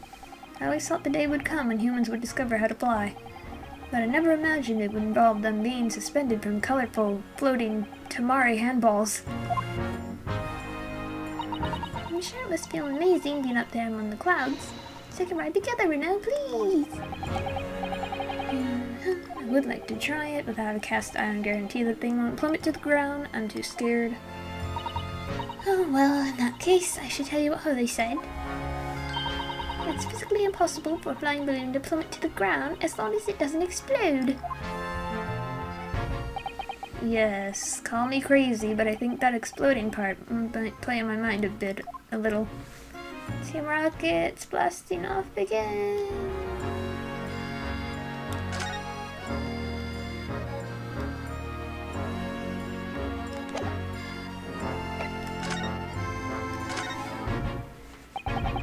Using high voltage electricity is somehow disassemble a man's body.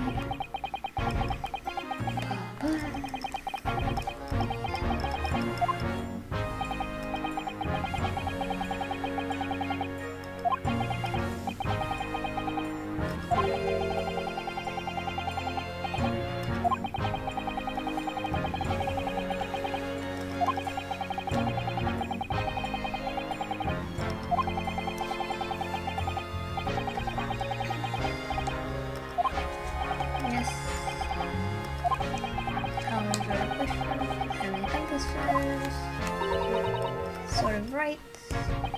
I'm making it so that any theories the brains have remained illegal property.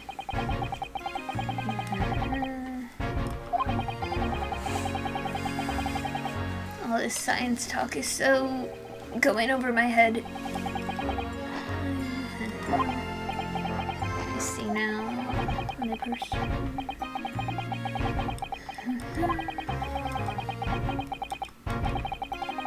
Melody keeping guard.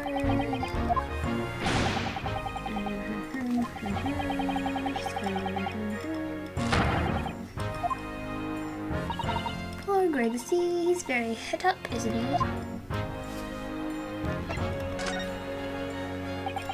Remind me again, what's this new legal act that we're not allowed to touch the scene here? Heaven and enemy, special dispensation. Yes, I think Curly mentioned that recently with a real twinkle in his eyes, I remember. Sure he did. All scientists to present their ideas. Gets rubber stamped to guarantee a rise and confidentiality. Think about it. Think of all the world-changing new inventions on display. Although good half of them are loaded with goblins, if you ask me. Thanks for that. Oh, and look how absurd some dimensions here are. It's so fun. It might be fun to you, but I'm of course has to be present at every single demonstration. Can you imagine? Ain't science, that's what I say. Oh, I don't think so. That sounds like my dream job. You'd soon think otherwise after spending a day guarding all these shameless, bogus contraptions. But if they are bogus, how can anyone hope to demonstrate them? There'd be no point. Yeah, well, there is a point, sadly. Sorry. Thanks to another of our government's broad ideas, if any theory or invention is deemed to show potential, the government hands out a research grant. Scientists get funding. Yes, that's what they're all after. Clog up Hyde Park. Just to keep them all safe, host a small properly and muck with them, must couple that too. So you can see why I say it now, can't ya? Ain't science, ain't it? Maybe I can see your point. Professor Hairbrain. Apparently Professor Hairbrain lives and works in Germany now, conducting his research. That's right.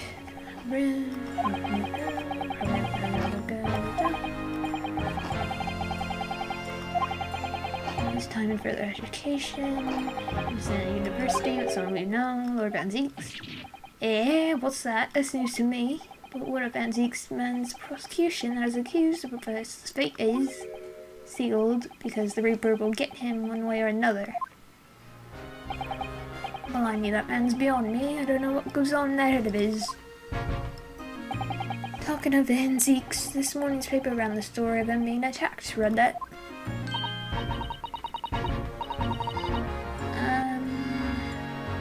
I don't think so. Elsa Gate? No. Yeah, yes, right. Glad to hear it. Still the Reaper on. How long's that business gonna keep up? I wonder.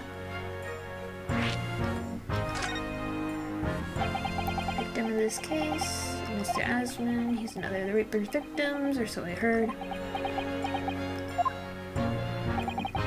Barak Khan Zeeks, top class prosecutor. Spared about jurors being bribed, evidence being falsified. And that's how the notion of the Reaper of the Bailey came about, isn't it? Obviously. He's taking matters in his own hands. Denies the charge. Investigation. It reached. Lord Seeks is in no way related to the deaths of the people outside the courtroom. There's no question in my mind. I take my reputation on it. That's true, then how do you explain it? All those defendants couldn't just have coincidentally died if nobody killed them. I know that, but I can't explain it. It's a mystery after all, isn't it? That's the whole point of the Reaper. Professor Hairbrain mentioned something else. He said that at university, Lord Van Seeks was a totally different person, easygoing and kind. You what? Well, graduated. Do you have any idea what it was? No clue.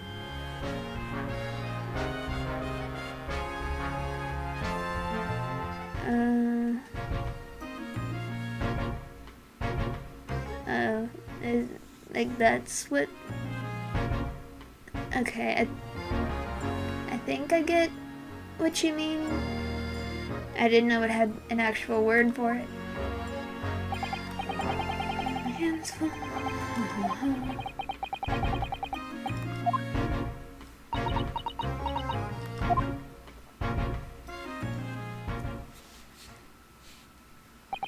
Right, are you done here?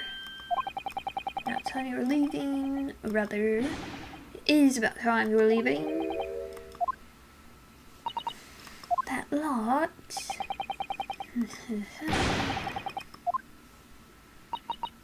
Oh dear, poor Gracie, have another cup of special blend.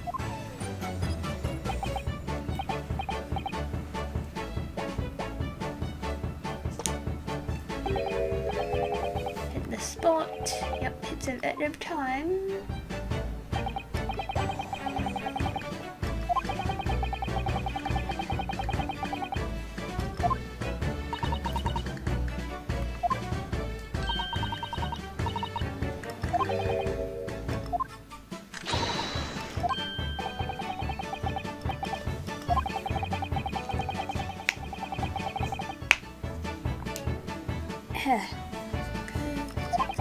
Something completely changed his life.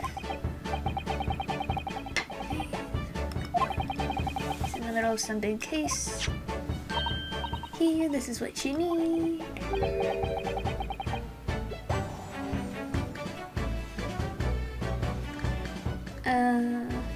I see. An entrance ticket. Madame Tuspel's. You don't know it? It's the most popular attraction. Very close to Baker Street.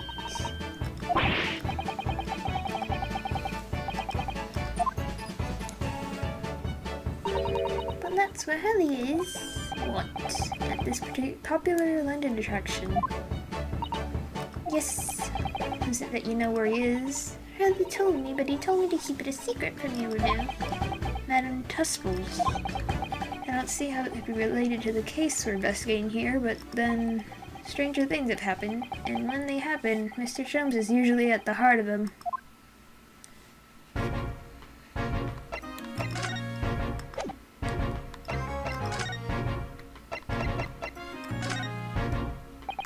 Detective,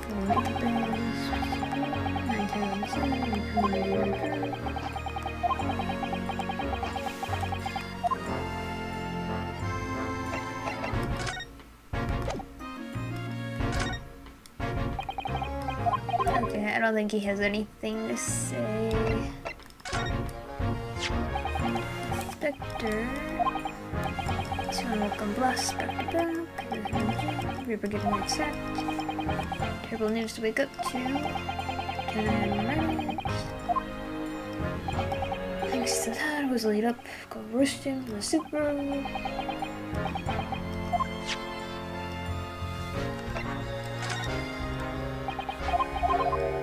Okay, that was kind of pointless, I guess.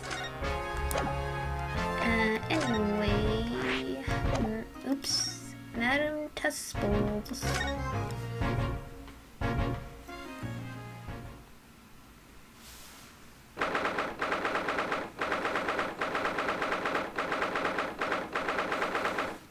Waxworks. Oh my god.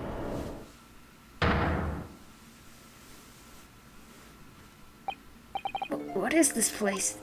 Look at all these terrifying scenes. But why are all the people so still? Guillotines, ruthless murderers. I know what I'll be dreaming about tonight. They're all wax models. They're amazingly realistic, aren't they? What do you think, Reno? Sure. Wax models. Ag. I read about dead bodies and waxed ones in a magazine about strange phenomena. Depending on how corpses are kept about after death, parts of them can turn to wax, apparently. It's called adipocure?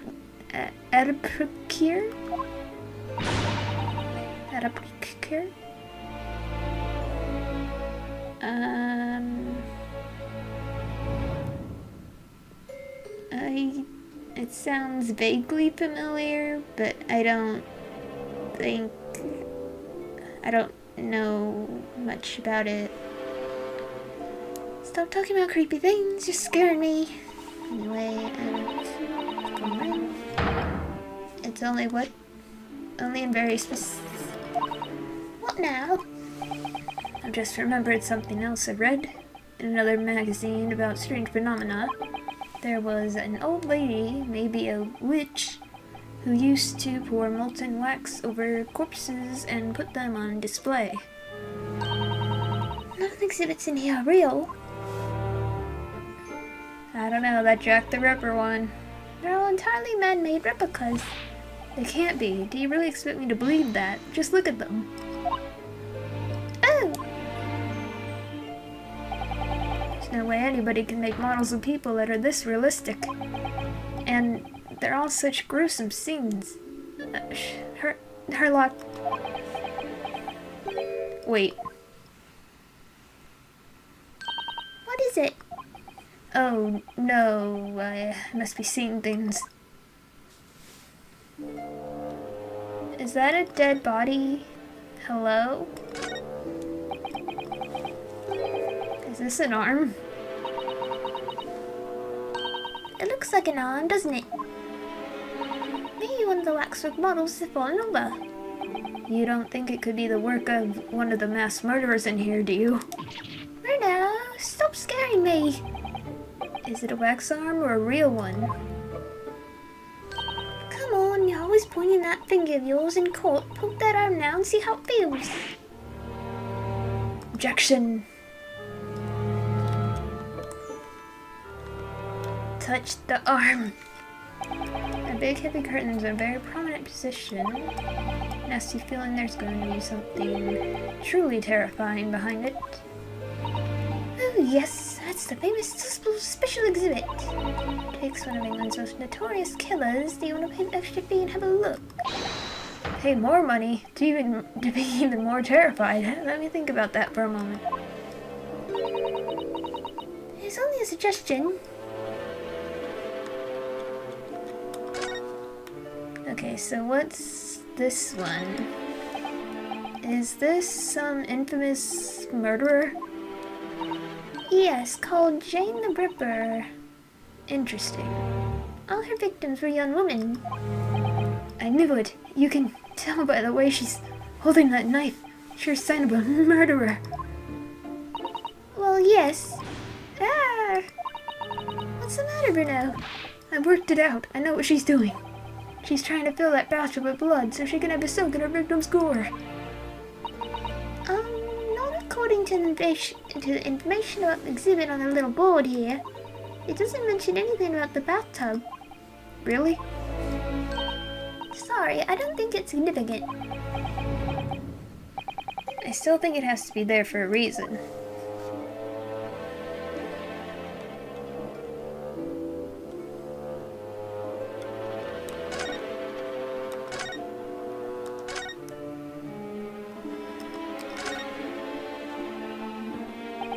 These models are so well made. Can't tell it's backwards. Or maybe all the exhibits are real people. And when it's cozy time and all the visitors have gone home, they suddenly start moving about, like the night of the museum. Just thinking about it makes me wish it was closing time already and I was on my way home.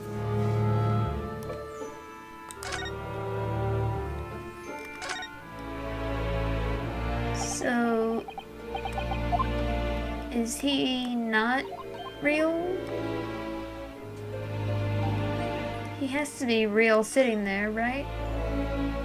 I don't know about this guy, but...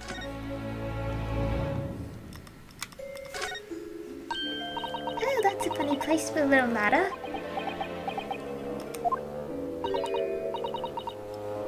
I think they... Like, if this one isn't Jack the Ripper, I think they just... kind of change the name. Sort of like what they're doing for Herlock, I guess. I don't know. What is it? Is something wrong? No, it's just that in Japanese we have a totally different word for ladder that folds in half like that. I feel like I have heard of a Jane the Ripper story, but I don't know if that's an actual thing or not. Doing English too, you know. It's a step ladder or just steps. So be careful making assumptions about other cultures, Bruno. That's how wars started. I didn't realize stepladders were an international point of contention, but the writer makes an astute point.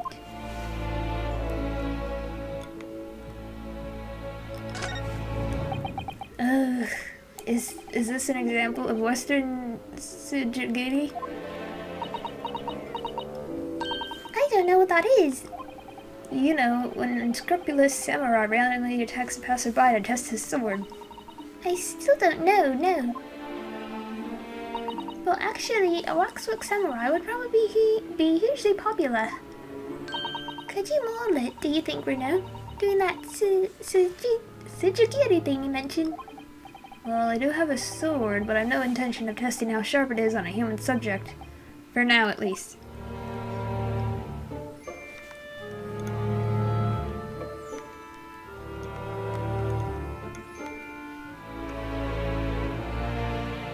Alright, what's up, Herlock? It's the great detective, Mr. Herlock Sholmes! Mr. Sholmes has his own wax statue in here. Really? Well, he is world famous after all. It's an uncanny resemblance, isn't it? Makes my skin crawl to look at it. I know! But look, Bruno, you can kick this early and he doesn't move a muscle. Oh my god. You can't go around kicking the exhibits, Iris. Oh no, you killed him. Wait. It just moved, I'm sure. And not just a little bit either.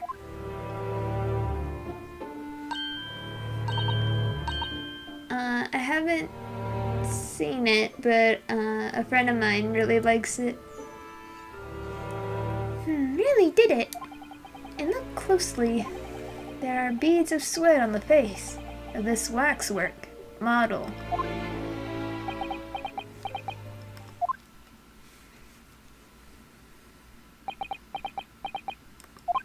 Shall we move on, Iris? Over there, look. There's a great murder scene to enjoy, much more appealing. Hold it! My dear fellow, I take exception to your recalling in such a manner as if you've seen something truly abhorrent. Mr. Sholmes, I knew it. Iris, what possessed you? I strictly forbade you from divulging my temporary waxwork secret to Mr. Naruhodo. Temporary waxwork? What do you mean? And that kick! Could you not have exercised a little more restraint? You winded me. But Reno has something he needs to ask you. A question. And I thought you'd probably be getting bored too. So here we are.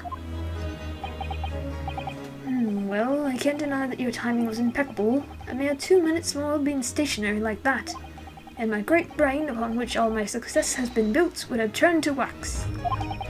Thank goodness we arrived in time. Indeed, in many ways, the pair of you just saved the world from an unmanageable loss. Oh, Herdy, you do like to talk nonsense, don't you? You could know something, it's true. About Lord Van Zeeks and what happened in the past. Now that you're here, let's take our time. How can I be of assistance? For your luck, I'm suddenly quite taken with the idea of conversing. Oh, well, actually, I'm in quite a hurry. And if my eyes don't deceive me, I believe something is afoot within the walls of this very museum. A most fascinating case, if I'm not mistaken. Really? Moreover, I have a strong suspicion that it's related to the matter about which you've come to me now. But how could it be? We shall speak again presently, my dear fellow, but for now I must return to my work. What, back to being a temporary waxwork exhibit? Whoops.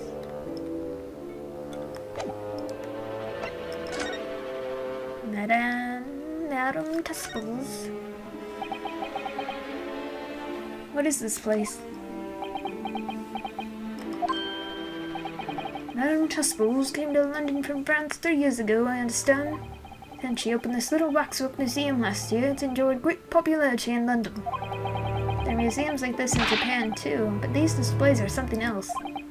I mean, they aren't made from actual real people, are they? The extreme realism of these waxwork models is a particular secret of the Tusples family, they say. They earned renown during the French Revolution for waxworks of victims of the guillotine. Ugh, that sounds grim. The gruesome scenes were portrayed with such realism in the expressions of the faces of the condemned. Apparently, the sculptors would make the models directly from the corpses, right there at the site of the executions. That really churns my stomach. That's just one of several legends about the Tusples family. Whether there's any truth in it, I couldn't say. But anyway, this museum houses models of famous people from all over the globe. Nevertheless, the most popular area of the museum by quite some margin is this House of Horrors. House of Horrors? Of course, visitor numbers are dwindling now as a result of the Great Exhibition, but people usually flock here to see the exhibits of some of London's most vile criminals at their gruesome work. Naturally, most of the miscreants portrayed here were sent to the gallows, so they're even stiffer now than the models of them. Have you heard of poor taste? My dear fellow, the public live for poor taste. They yearn to be shocked. So, the hideous exhibits in here are... Yeah, I used to watch her a lot, in the past, I don't know how many years or so. And I'm still subscribed to her, so I get notifications, but I haven't seen any videos from her for a while. I really like watching her, Fluttershy plays video games things. I like her, impression of Fluttershy. They're all portrayals of real events that actually took place. Is it just me, or did the temperature in here just seem to drop? Anyway, I advise you not to think too deeply about what you see here. Oh, he's back to being a waxwork, is he? What do you mean by a temporary waxwork, Mr. Sholmes? Exactly what you see. I'm part of the exhibits here, catching these criminals in the act. Catching them?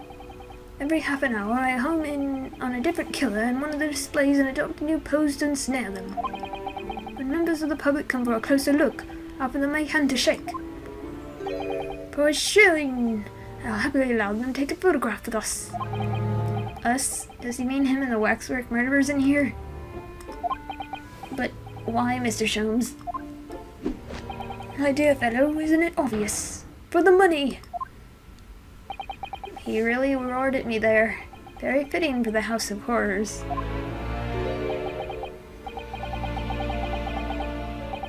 Yeah, I noticed she's, VTubing, all that. I don't know about Monica, but, I know she's been doing like a Yuri thing. I don't know. As it stands, I may struggle to pay this month's rent. I have the ravenous Iris to consider. Oh, Harley, I'm so hungry. If push comes to shove, I shall have to ask you to do your bit, Mr. Naruto.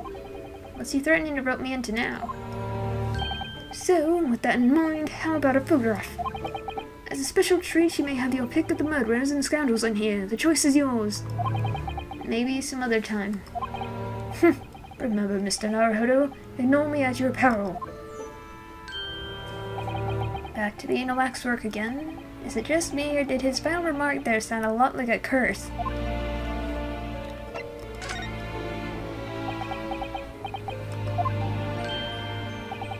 Well, what is it you'd like to ask me then? Actually, it's about Lord Van Zeeks. Friend Mr. Reaper, how did you find him? Well, I trust.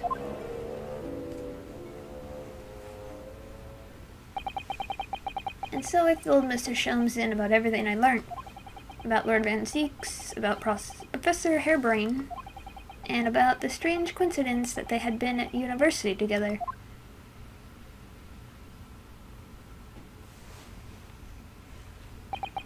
So I'm wondering what it was that happened to make Lord Van Zeeks such a different person. I was sure that you'd know, Harley. You said there was something going on here in this exhibit hall before, that something was afoot, and that you believed it was related to what I wanted to ask you about. Mr. Sholmes? He suddenly clammed up. Well, it seems we've reached the Greetings. Ooh, a witch. Oh, hello. Where did she appear from? And what's she wearing? Could she look any more mysterious? I hope you are appreciating my museum. Sorry, have we... Mr. Sholmes, do you know... Not again. My apologies. I am Esmeralda Testles. This is my museum of waxwork. What? You're the Madame Testles? Monsieur, they're only 26 years on, I might add. Is that significant somehow? I'm a madam in name only. It adds a certain je ne sais quoi. Right. Firstly, I must apologize for my waxworks. Or rather, one waxwork in particular. That'll be Mr. Sholmes then. I was led to believe he was a great detective, but he seems unable to settle. Next time you move from your designated exhibit, there will be toil and trouble. Oh. She sounds deadly serious. That's a problem. How am I supposed to ask Mr. Sholmes about Lord Van Zeeks now? Let's not forget what Harley said before, about something being afoot, right here in the museum, I mean. Yes, I know, but... I'm so curious. I want to know what's happening here. Haven't we got enough on our plate already? Alright, what's up, madam? Did you make all these waxworks, Madame Testles? I did. I'm the third generation of waxwork artisans, you know. Gosh! It was my grandmother who began the tradition in my family. Her fortunes were checkered, living through the turbulent times of the French Revolution as she did. Though that is when she acquired the savoir-faire that leads to the astonishing lifelikeness. All these waxworks really do look as though they're alive. In fact, they look more alive than Hurley.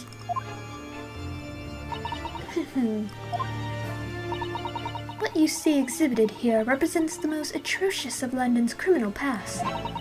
All the waxworks were created in the presence of the real people on which they are modeled. In the hours immediately following their executions, that is the secret to the extraordinary lifelikeness. That sounds terrifying. All walks of life have similar challenges, I'm sure. To carry out one's trade per excellence, one must go to extraordinary lengths. My exhibits are a reflection of society.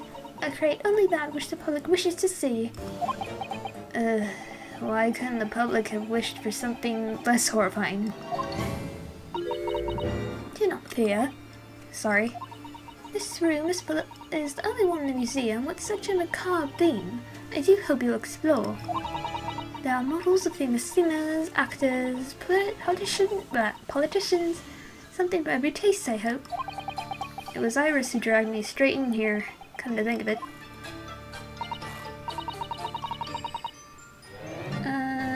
Yandere is like,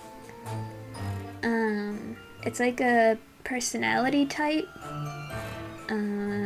Like there are other kinds of deres, like a tsundere, for example.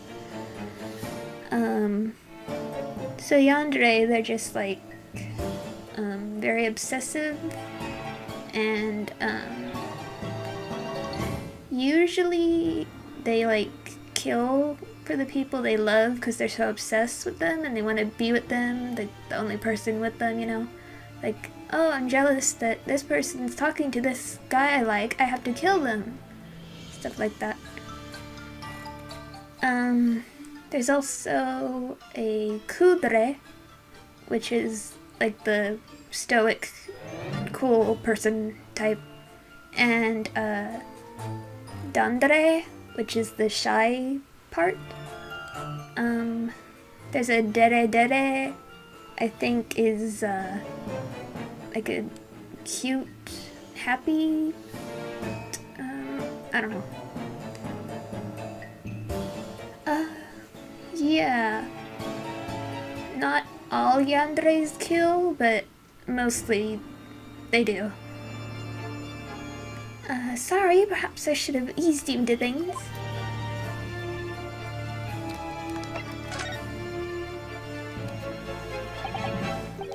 What's the situation with that? Oh, my temporary waxwork model. He approached me some days ago, you see, with a business proposal. Oh, what sort of proposal? My dear madam, what these sparse exhibits need is the addition of a world-famous great detective. Or words to that effect. Naturally, I'm well aware that Mr. Sholmes is widely known in London as a talented detective. It's great detective, actually. He's very specific about it. Yes, the creme de la creme. So I was keen to come to some arrangement with him, of course. But sadly, we were unable to agree terms. Let me guess, someone wanted to charge an exorbitant price for his services. For a mere £500, I will dive into your cauldron of rocks this very moment. Or words to that effect. Mr. Sholmes might have overdone it slightly with the sales pitch. Regrettably, the museum has a shortage of funds at the moment due to unforeseen circumstances. So we came to the current arrangement instead. Surely he doesn't really need to do what he's doing though, does he? I would think not, but he was very insistent. I have a 50-shilling problem that must be resolved by the morning. Or words to that effect. It's the pawnbroker, that's what it is. He must have something to redeem. Is the consulting detective work not going so well?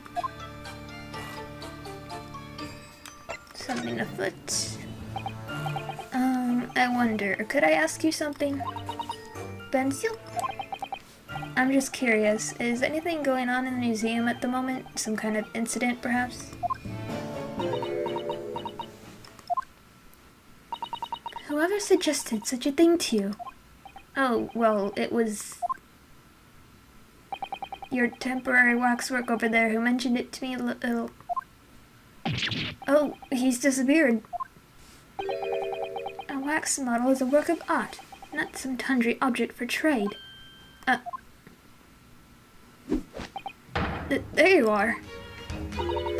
Leave an exhibit again when you should be working. Do you wish to be melted down?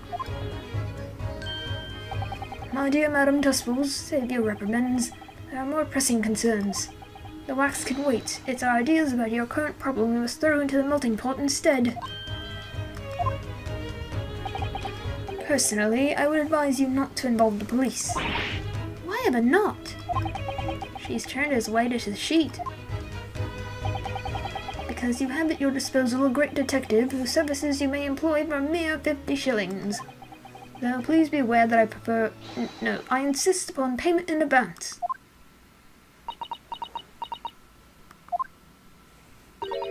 Very well. Let us see if the great detective is able to live up to his name, shall we? Before I engage my analytical processes, I must ask you to clarify something. What, pray, is behind the curtain? That is the Tusples special exhibit. There's an extra charge to see it. Ah, the special exhibit in the House of Horrors. It must depict a special killer then, I presume. Would you be so kind as to draw back the curtain, I wonder? Ah, absolutely not. Absolument. French. There's nothing amiss behind there. Nothing amiss, madam. What about the arm protruding ominously from under the curtain? Ah! I strongly encourage you to allow me to see what lies beyond before the situation worsens. Yes, very well. I will draw back the curtains, but only as so.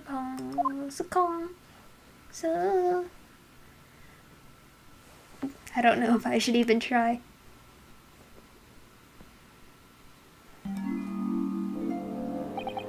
I must confess I peeked behind the curtain earlier.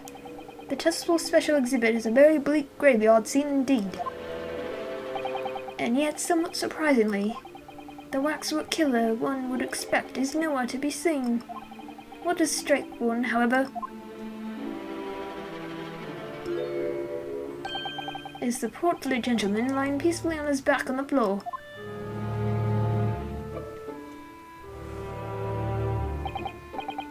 Well then perhaps, Mr. Sholmes, that man on the floor is the ruthless killer himself. I'm afraid not, my dear fellow. He's a perfectly ordinary London gentleman, not even a waxwork, in fact. What? As skillfully made as these waxworks are, they are always distinguishable from real humans. So, allow me to present my two conclusions. The first is that a sizable business transaction has been taking place in this special exhibit. Why would you say that? And the second is that the aforementioned transaction is linked to a serious crime. Ah! She looks as pale as candle wax. I don't understand. So, Madam Tusples, as you've agreed to my fee, you shall now have the pleasure of seeing this famously great detective and temporary exhibit at work.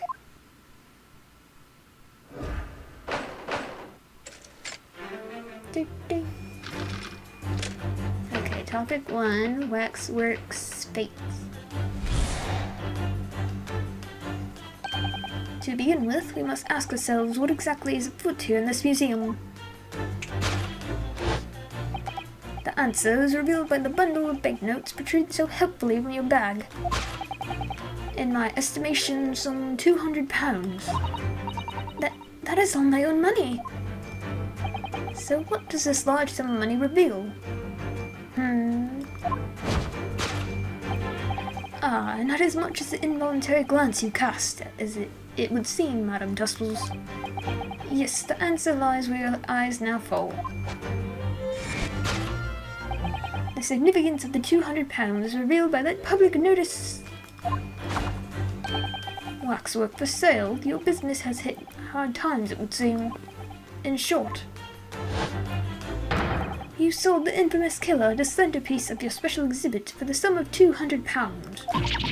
No! Now, let us explore the next curiosity with which we are presented. Who is the portly gentleman stretched out so peacefully on the floor? It would appear the man has suffered a severe shock, the cause of which is clearly known to you. Unfortunately, madam, keeping secrets does not appear to be your forte. What dealt the man such a shocking blow was, of course, the £200. It would appear that you twisted this gentleman around your little finger most effectively. What are you suggesting? He rashly agreed to purchase the waxwork for the sum of £200. Only when he came to hand the money over did it occur to him what an extraordinary amount he was paying. But the money was no longer in his hands. And the result, the scene was seen before us. He collapsed in shock. Yes, the killer in this special exhibit fetched a killer price. We can only pray that the gentleman's dreams are not plagued with regret. Sold for cash. Topic 2. Waxwork location. The question that arises then is what has become of the waxwork that changed hands? Let us consider that problem for a moment. You cannot possibly. What immediately strikes me about this conundrum is the young man standing over there. Who is this fellow? To find the answer, we need only observe his neckerchief. Such as it is worn by policemen as a secret sign to fellow members of the force that a crime is being perpetrated. Yes, this young man is an undercover policeman, currently investigating this museum. I know him well, in fact. It's Sergeant John Clay. What are you talking about? The man's quite a celebrity. He received triple accolades at last year's policing awards. But next we turn our attention to the old man sat before him with a particularly unsightful visage. I've been watching closely and he hasn't moved a muscle, almost in fact, as if he were waxwork. But you... Your reaction only confirms my suspicions, madam. I noticed it at once, of course. Observe. The telltale sign that instantly proves whether or not this old man is a waxwork is the obvious price tag. Threepence. A tragically low price, you might say. Though perhaps the going rate for aging waxworks riddled with cracks. And yet you sold it to a portly gentleman for an exorbitant £200. The sort of plucky behaviour that's sure to attract the attention of Scotland Yard. Isn't that so, madam? I do not... Yes, the waxwork you sold has already been seized by the police and remains in their custody as we speak. The old man must be reunited with his grave in the special exhibit, and not a moment too soon. Discovered already. Thus concludes Sherlock Holmes' great deduction of this horrifying puzzle.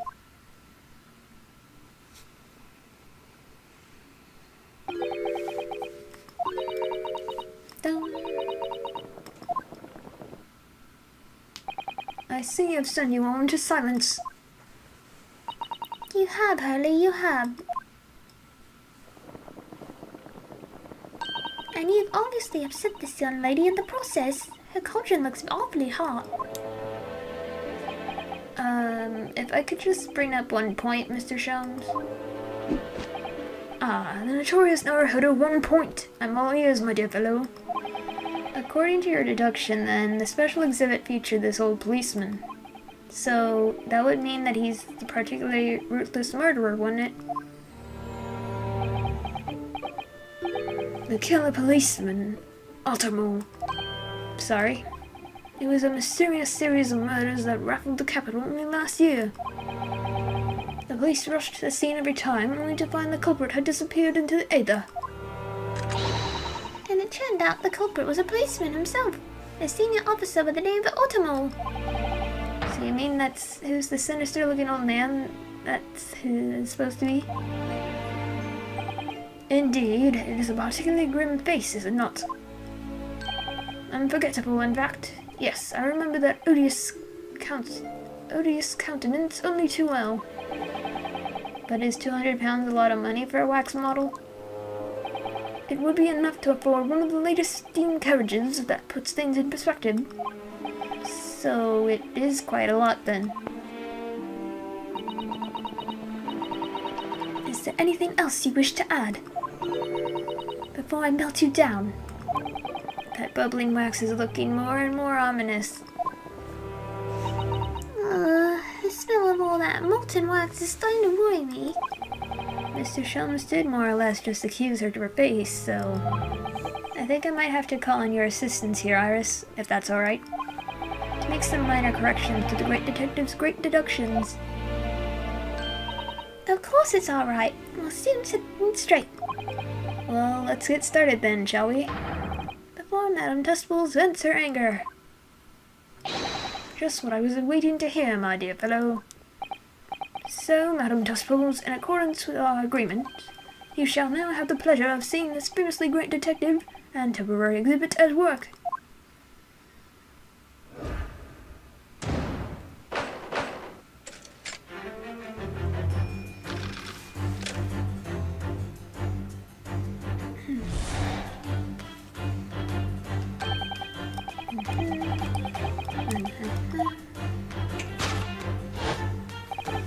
Insert a view.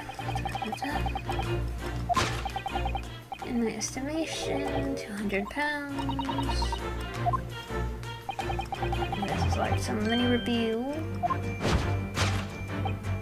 Not as much as on your glance. Answer lies where your eyes now fall.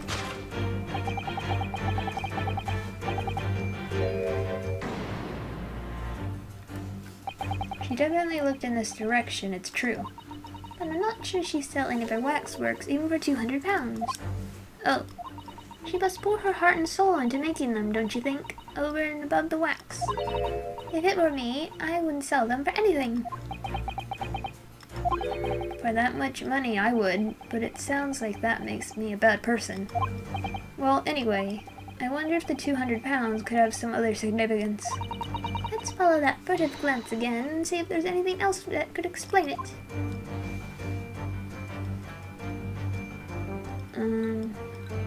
Whoa, what's this?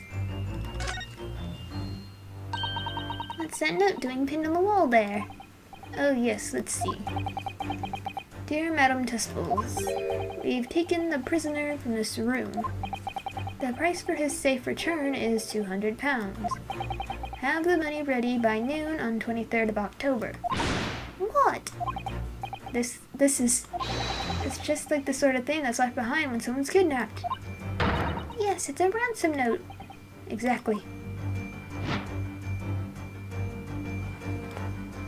Take that!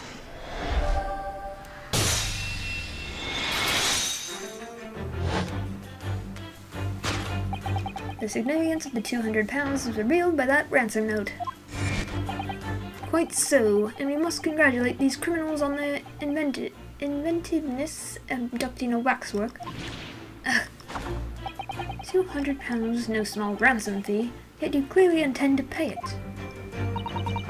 The model in question has special importance, so I put together all the money I have. In summary then, the 200 pounds you have in your handbag is ransom money. Now, let us explore the next curiosity which we are presented. Who is the gentleman on the floor? Severe shock, cause of which is clearly known to you. Unfortunately, madam, keeping secrets. What dealt the man such a shocking blow was, of course... So if the waxwork was kidnapped, where does that leave us in terms of who this man is? We could just ask him when he comes around. I think the point of this exercise is to understand the beauty of the deduction process, Iris. Yes, you're right. Harley's trying so hard. We must let him down. Well, there's little doubt that he suffered a shock. That much seems clear. But in the case... What's Madame Justful's trying to hide? Let's have a closer look round.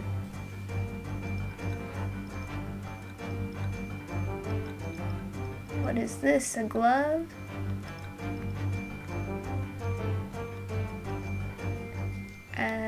Your hand looks weird. This is just Madame Justful's right hand, isn't it? Yes, it must be. I can clearly see her left hand after all. Oh, but wait a minute. This is a left hand as well, look. Don't say such creepy things, Iris, please. And it seems very stiff, too. In fact, it's really hard. You mean, it's made of wax?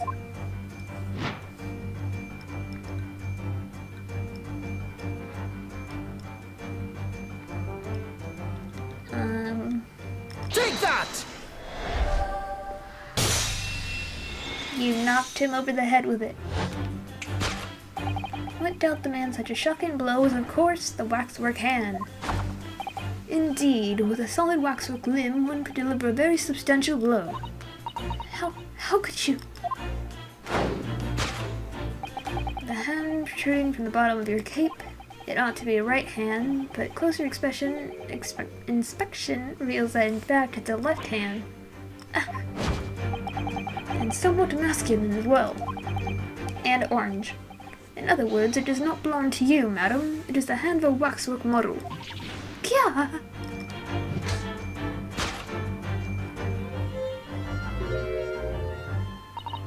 Some of the visitors to our museum can be troublesome. They meddle with the exhibits and cause damage. So you mean that our... Yes, this gentleman saw fit to try to remove it as a souvenir. No small keepsake. Like taking a whole branch of a cherry tree when you go to view the blossoms. I am afraid I had to teach the man a lesson. You confronted the man and tried to take the arm back. And the result, the scene we see before us, he was knocked unconscious. A point we may need to visit later, but for the time being we have our own conclusion. Yes, the killer in this special exhibit has been kidnapped. Kidnapped?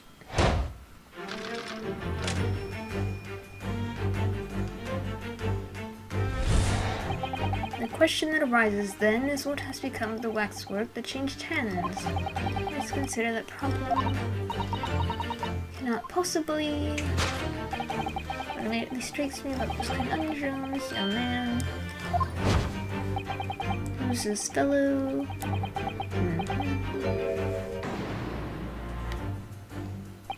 According to Mr. Sholmes, the yellow neckerchief is a sign to other policemen that some crime is underway.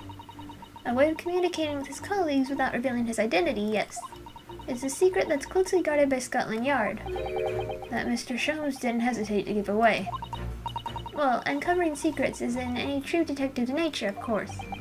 Right. Anyway, judging from Madame Tespel's reaction to Mr. Sholmes' deduction, I think perhaps we might not have identified the man quite correctly. What's this? Nothing?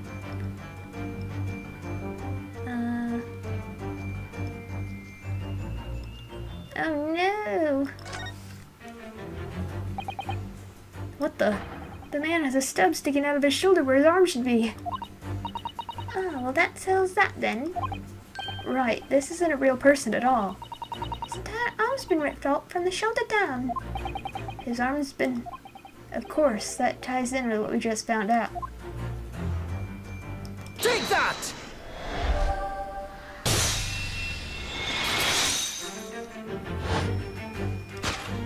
Who is this fellow? To find the answer, we need only observe his shoulder stub.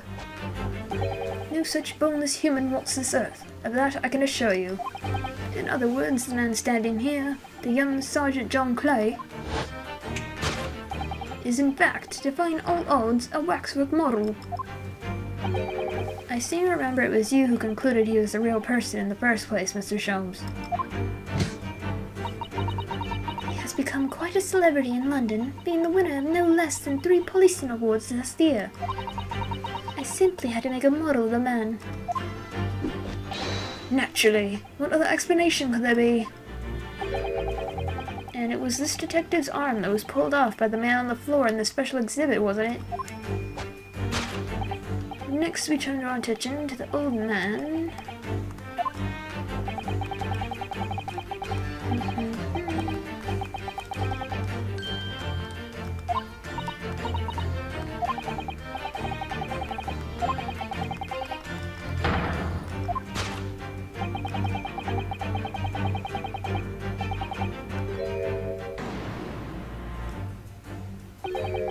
A killer policeman called Uttermole, was it? Was he well known? It was all over the papers last year, but I can't say I know what he looks like. It's a very low price though. Turbans isn't much money. Only enough for a few measly hours of gas and Mr. Garrett delightful lodgings, in fact. So, this is the special killer taken from the special exhibit, is it? The waxwork that somebody stole from the museum and tried to ransom for £200. Is this crusty old killer policeman Ottermole, really? Perhaps we should have a good look around again and see if another idea crops up.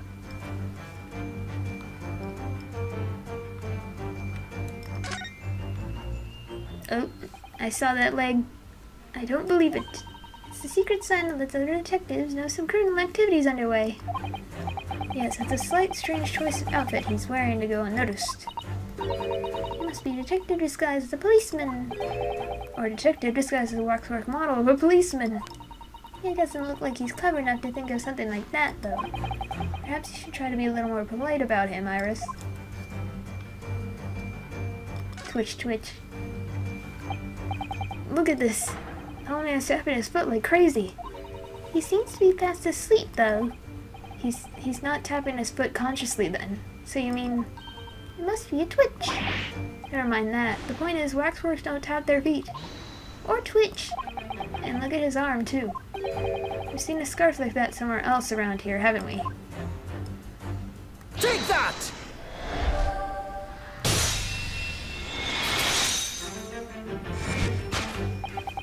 The telltale sign that instantly proves whether or not this old man's a waxwork is the obvious twitch. Even the most realistic waxworks do not exhibit a twitch. In other words, the splendid old man is in fact a genuine member of Scotland Yard. Slight shift in your choice of the adjectives, then. Adjectives. And there you have it. Well, Madam Justice? Well, what? It was me who contacted the police and demanded that someone come in the first place. He is clearly fatigued. He is sound asleep. But then, what's this tag about showing a price of 3 pence? Can you guys not tell it's about the scarf? No doubt the price tag of the muffler which the old Bobby purchased recently at a local market. And I presume you observed the scarf tied around his arm. Does that not strike you, Mr. Naruhodo?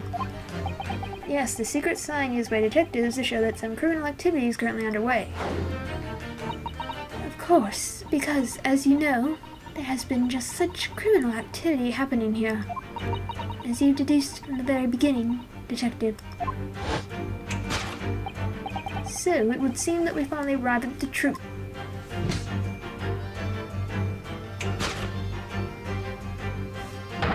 The waxwork of this especially ruthless killer from the special exhibit has been kidnapped. And Scotland Yard are already investigating. but the model's whereabouts remain a mystery. Thus concludes Sherlock Holmes' great deduction of this horrifying puzzle.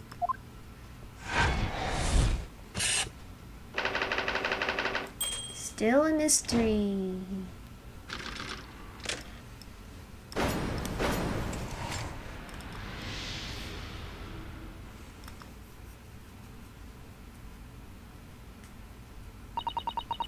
All sorts of people visit my museum here, men and women, young and old. Sometimes they drop in just for a short time on their way back from the pub. I welcome them all. But if anyone tries to damage my exhibits, I do not take it lightly. Anyway, here's Wonderwall. Your great deduction was even more enchanting than I had been led to believe. It was a pleasure, my dear madam.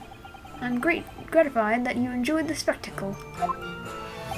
And as for your rough customer, I've no doubt he'll regain consciousness shortly and return home.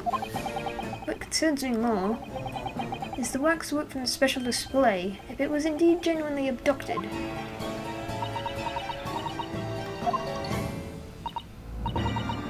Yes, tragically it was.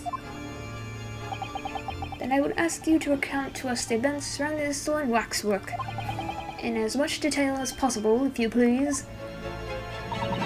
Very well, but after I have told you what I know, I must insist that you return to your work.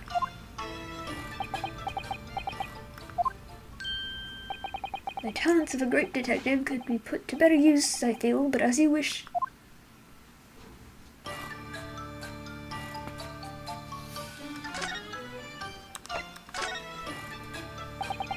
Tell us more about the stolen waxwork, please. It was some days ago now when I came in here one morning. I immediately noticed that a waxwork was missing from the special exhibit here. It is your most prominent display, so that's why the curtains were closed. And I found the ransom note in its place. The culprit must have broken in during the night and taken it then. So this waxwork that was stolen, it was a model of some horrible criminal, I suppose. Of a particularly horrible criminal, in fact. The killer who left a more profound scar on society than any other, I would say. The Professor. Not a name I've heard of. So, Mr. Naruhodo, it seems the circle is complete. Was sorry? The Professor case happened at around the time I was born, didn't it? Indeed it did, Iris. 10 years ago, a series of murders that rocked the capital. 10 years ago? Yes, at exactly the time that Barak von Zeeks graduated from university, in fact. What? Surely he's not saying... So the big event that changed Mr. Reaper's life?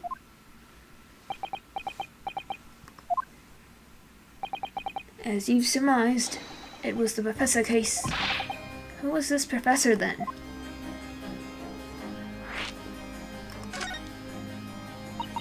It was a series of gruesome murders that had all of London gripped in terror a decade ago. After 5 victims were killed, the man was arrested and put to death. And now he's immortalized here in wax for all Londoners to admire and enjoy. Though, of course, he happens to be absent at present, on account of the abduction. But I don't understand. How is all this related to Lord Van Zeeks? You must first understand, my dear fellow, why is it that the Professor earned such infamy? It was due to the victims he chose, some of Whitehall's finest. What do you mean, Harley? Those murdered by the Professor were some of the highest members of the British aristocracy. Members of the nobility, even royalty. It sent shockwaves through the country's administration. Members of the... wait, of course. What Professor Harebrained said. Lord Van Zeeks was from a family with noble blood. Oh gosh! It was the 5th victim that led to the Professor's arrest. The last of the killer's prey was a young noble by the name of Clint Van Zeeks. No, I don't believe it. Van Zeeks. I'm sure you can piece together the rest for yourself.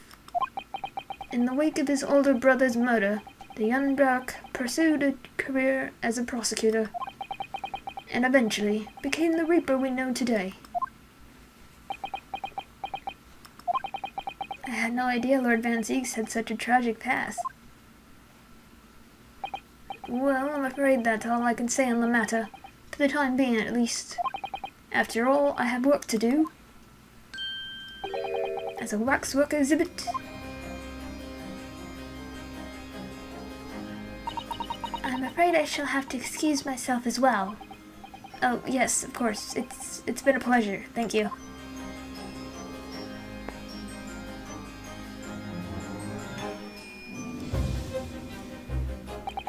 Well, none of the predicted scenarios I've been analyzing involved you coming to visit me here.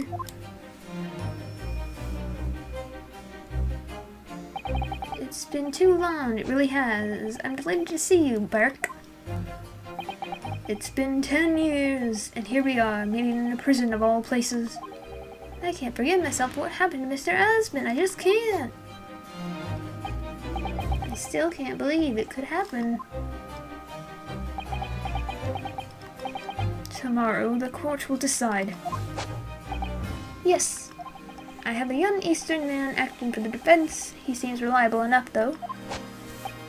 It was an accident, a terrible accident. He assures me he can prove it. I must warn you. Oh, I know. I've heard already. You're going to be prosecuting, aren't you? Yes. Since I've returned to England, I've heard lots of stories. Barrack, are you really... What? Never mind. I know that you have my best interests at heart. My friend is on trial. I wouldn't entrust it to anybody else. Of course, I fully understand.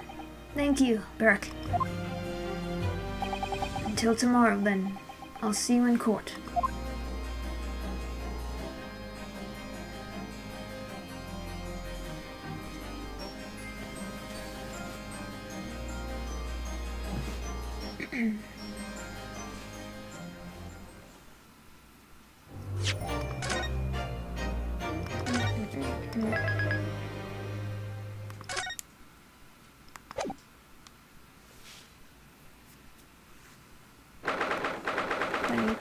October.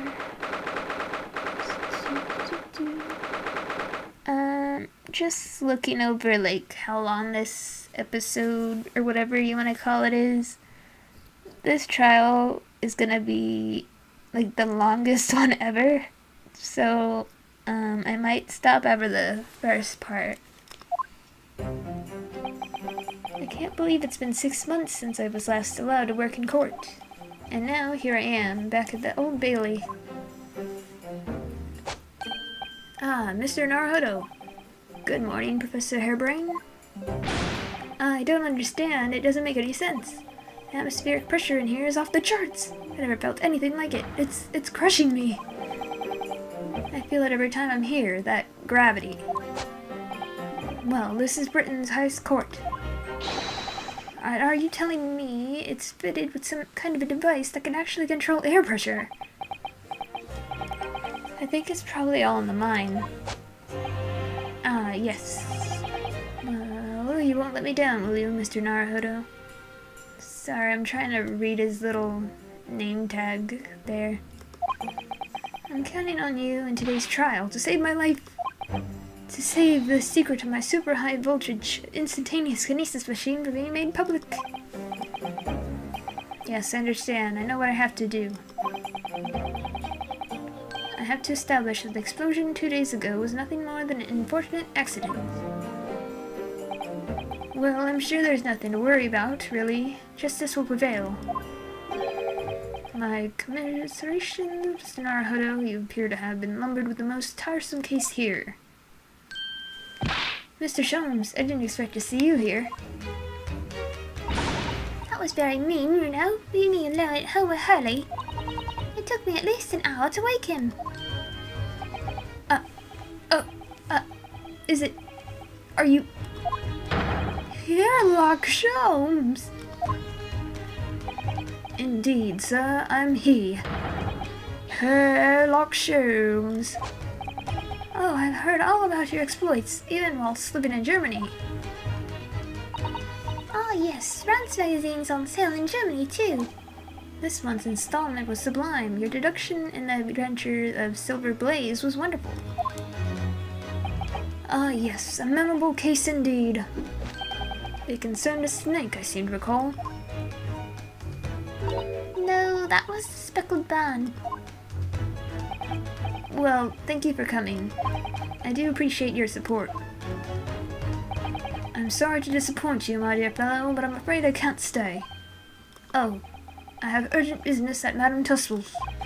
You mean your waxwork job? No, the waxwork abduction, of course. Madame has engaged my services.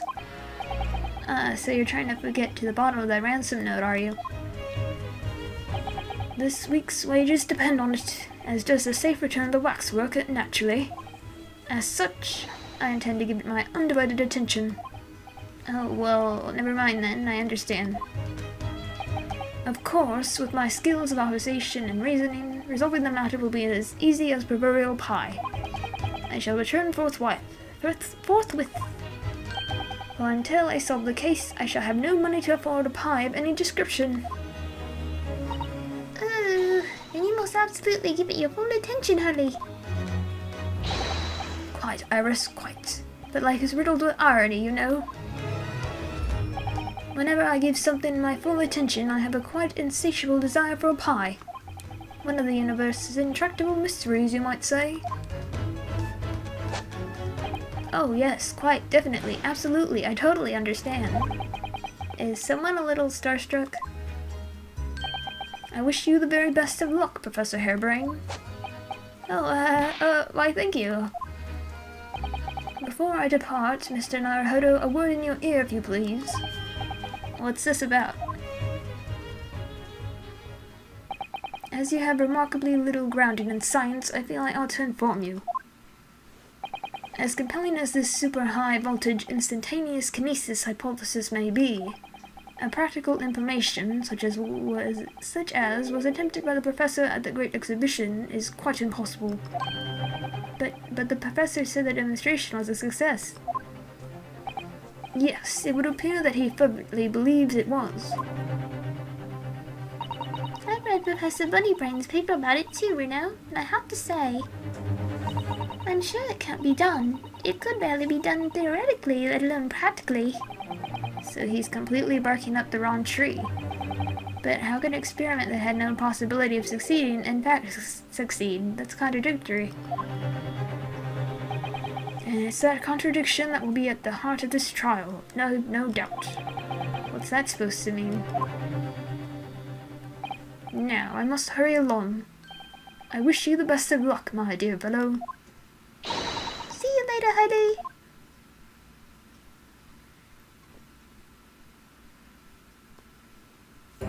Well, it looks like you're on your own today, Runo. But chin up, you can do it. Oh, what about you, Iris? Ah, no, I'm afraid I can't help. I have something I need to do. I see. It's going to be a big surprise for you when you find out what it is. That sounds ominous. Counsel for the defense and the defendant. Court's about to be in session. Make your way into the courtroom at once.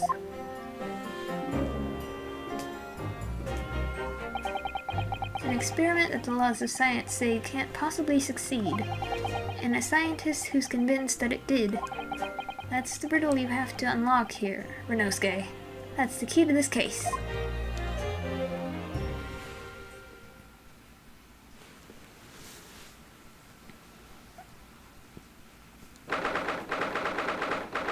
Nine, 10.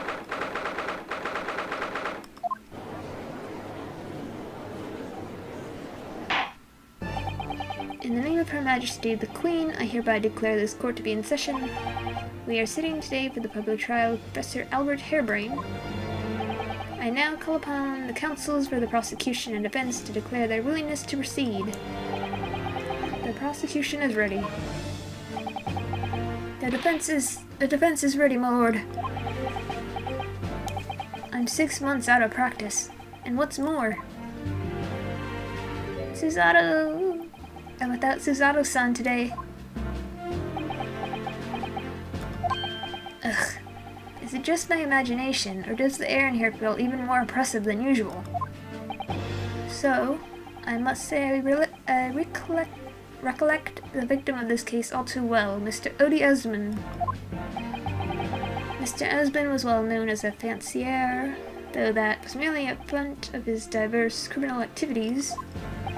It was only a month ago that the man appeared in court prosecuted by you, Lord Van Zieks, but the jury unanimously found him not guilty, because every member of the jury had been bribed by the sound of it. These powerful London criminals are prepared to go to extreme lengths to keep their freedom. But 2 days ago, on the 21st of October, Mr. Aswin met his end. The work of the Reaper, was it?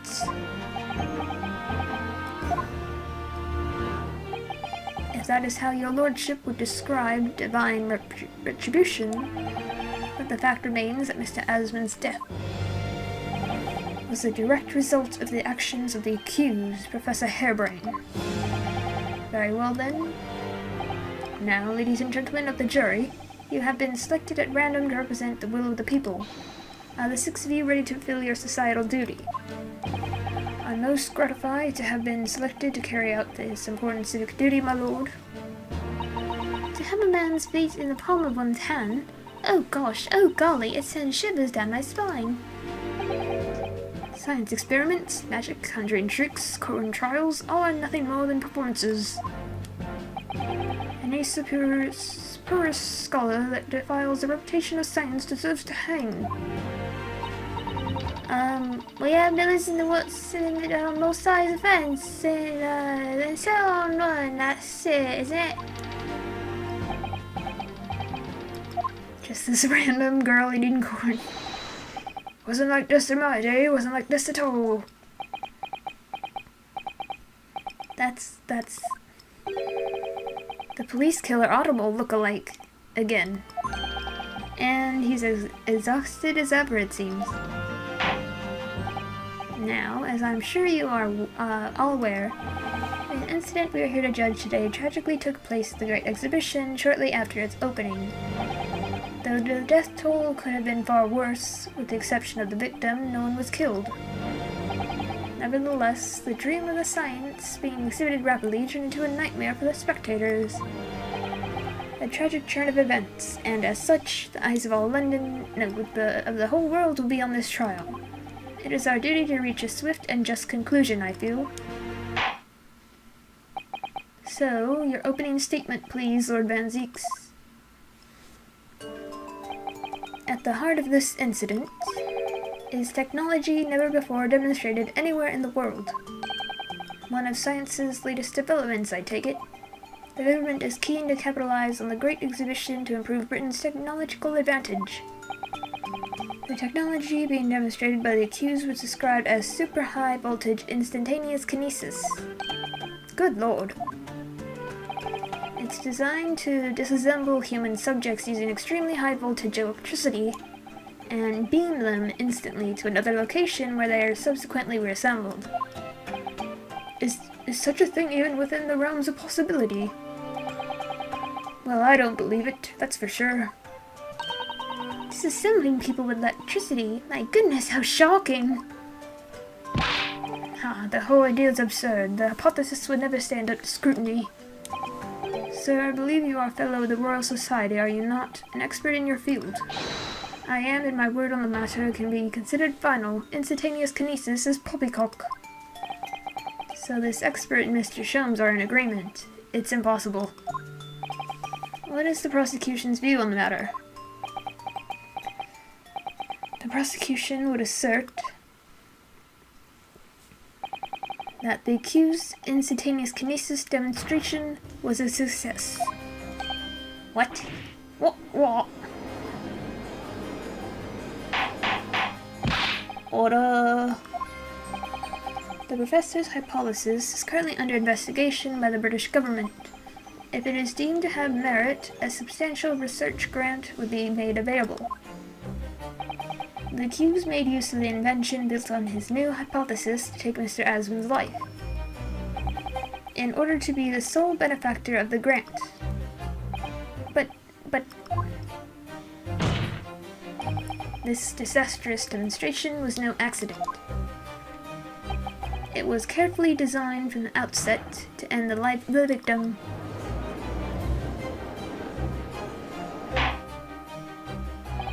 Thank you, Lord Banzeeks. The prosecution's stance is clear. But you will now bring forth witnesses to substantiate your claims. Gladly, my lord.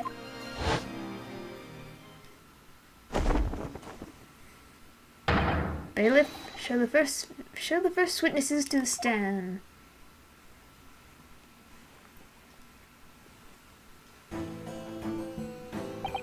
Witnesses, state your names and occupations for the court. Yes, sir. Tobias Gregson, Detective Inspector at Scotland Yard's Homicide Division. I was on duty at the demonstration on the day in question and in charge of the following investigation.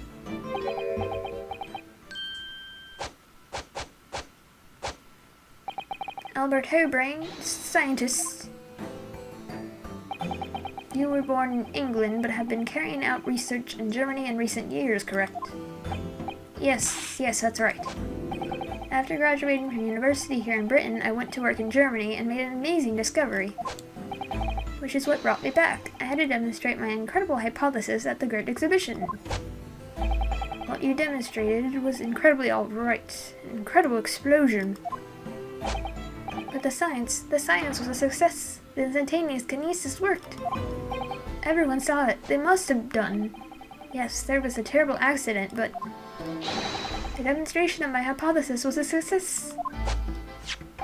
Well, that much is undeniable, as shown in this photograph taken by the forensic investigation team.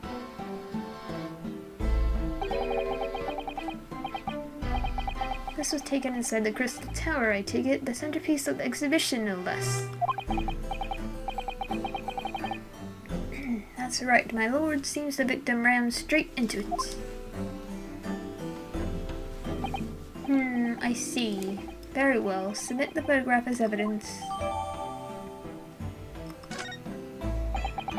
As the courts heard, the victim of the incident was Mr. Odie Asmund. There have been a number of allegations made against the man, but putting them aside for the time being, he was the man who financed the research of the experiment and the demonstration itself. I see. So, to summarize the situation, the defendant is accused of taking the life of the man who funded his work. Would that be correct?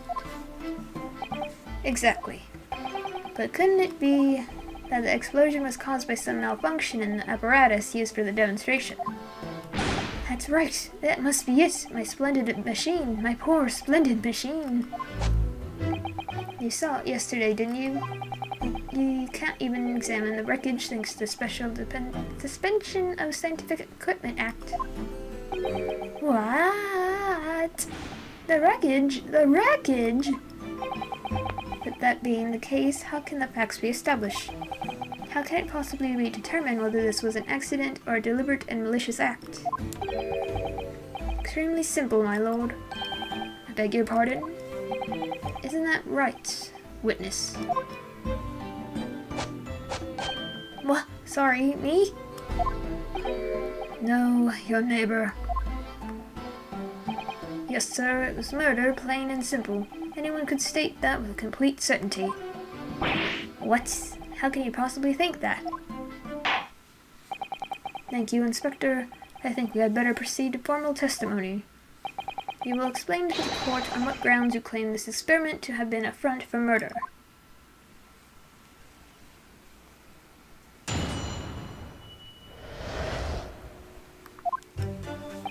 The corpse that went crashing through the Crystal Tower had a broken neck. I made a minor miscalculation in the angle of the beam projection, that's all. That was my mistake. But the post-mortem examination revealed another injury, a fatal wound. I was a lesion in his chest where he'd clearly been stabbed by something sharp right in the heart. So the victim was killed before he went anywhere, and this fella's the only one who could have done it.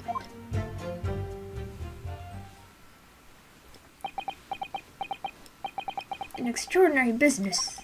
In addition to suffering a broken neck, the victim was stabbed in the heart. Information I would really like to have heard from someone other than the judge. The coroner says death would have been all but instant from a wound like that. You could say, in fact, that the victim was killed twice by the accused. No! That couldn't be further from the truth. I have here the experiment plan document that was submitted to the security team. The victim stood himself inside something called the bird cage, ready to be beamed instantly to the second level of the crystal tower, about 25 yards away. The experiment did not go according to plan, however. As the machine was put into operation, there was a large explosion. The blast caused the beam transmitter to point higher than intended. Accordingly, the kinesis resulted in the birdcage materializing in midair, from where it subsequently fell, crashing through the crystal tower's large round window. My word, one assumes the victim's neck was broken upon impact with the tower then. I'm so sorry, I didn't mean for this to happen, the machine was just too powerful. But honestly, really, I swear, it was just an accident, a terrible accident. Unfortunately, that excuse could save you. No, not considering the sharp murder weapon that pierced the victim's heart. Murder weapon? What are you saying? This is the autopsy report submitted by the coroner. The prosecution would like it entered into the court record. Your request is granted, counsel.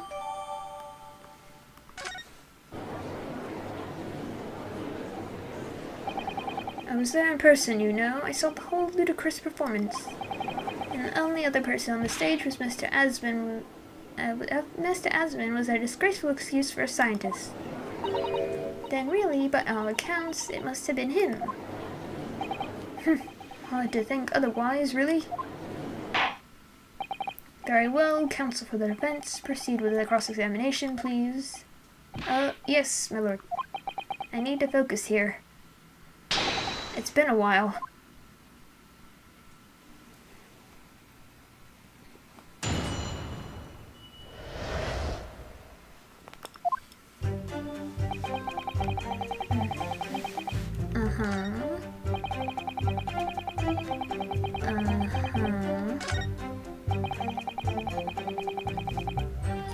Let me look at it real quick. ODS, British. Hemorrhage of a wound to the chest, pierce the heart, afflicted by a sharp implement, a broken vertebrae, and most likely resulting from impact or sudden fall of the consumer. Okay. There was a lesion in his chest. Whoops. Hold it! The defense knew nothing of this crucial information. The prosecution received this report from the forensic investigation team only this morning. That was the first we knew of it as well. I can only apologize for the possibility of informing the defense. Sarcastic and insincere thanks. So, what was the nature of this sharp object? Among the accused tools that were in use at the demonstration, one is of particular interest. This. Ah, yes, that would appear to be some kind of screwdriver, wouldn't it, Count? There he is! My trusty little companion, Andrew! Andrew? Of course. Ah, do you know each other already? He's one of my dear friends, like all my tools. I named them all, you know. We're one big happy family. Andrew is my flathead screwdriver, of course. His brother Michael is a crosshead. Well, it would appear that your beloved Andrew has a red stain on this shank. That isn't... It's blood, beyond all reasonable doubt. No. And that's not all. This long, sharp shape of this Andrew fellow was completely consistent with the victim's wound. What? Order. The court will enter this friend of the defendant as evidence. So, one of Professor Harebrain's tools is the murder weapon.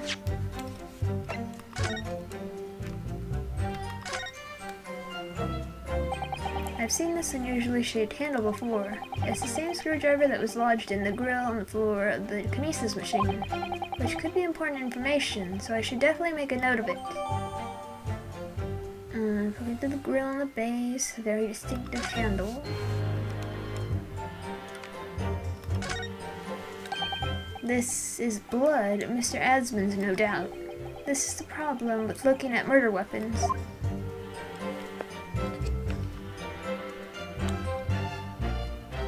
Such a weird shape.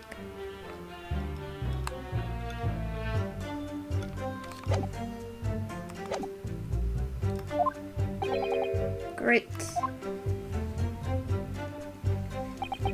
So the victim was killed before he went anywhere. Hold it! What grounds do you have for saying that? Ha, do you really need to ask? There were only 2 people on that public experimentation stage in front of the whole crowd. The victim, Mr. Odie Asmund, and the accused, Professor Harebrain. And we know for certain that before the experiment, the victim was alive. That's right, I saw him with my own eyes. Furthermore, following the explosion in kinesis, nobody went anywhere near the body. In other words, only someone else on stage with the victim could possibly have done it. Excuse me! Professor Harebrain, do you have some information that may be relevant here? Professor. Sorry.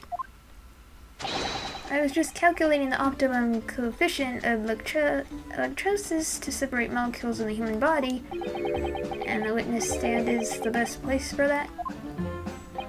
It seemed as though you might have something to say about Inspector Gregson's last remark.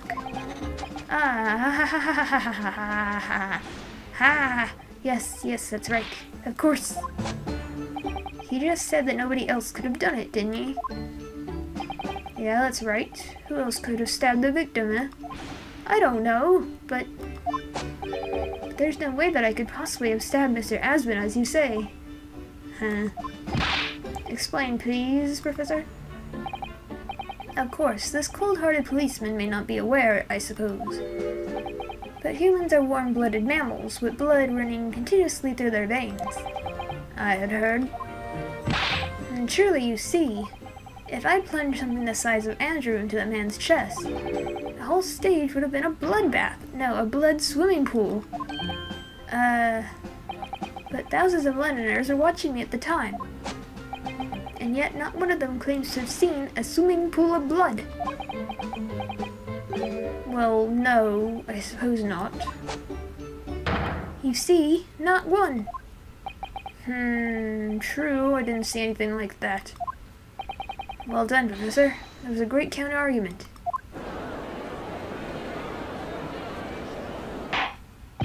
Order.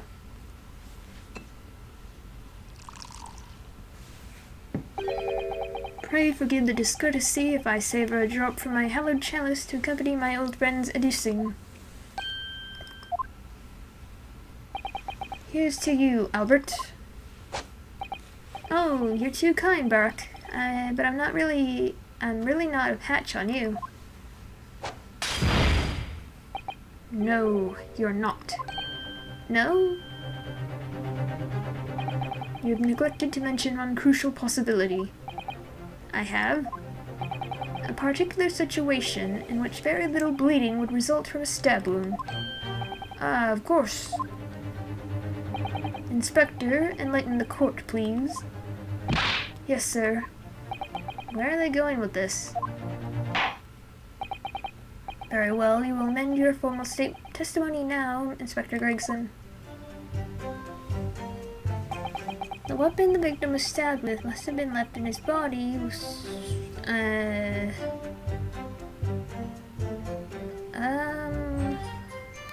But the photograph, right? Objection! Damn.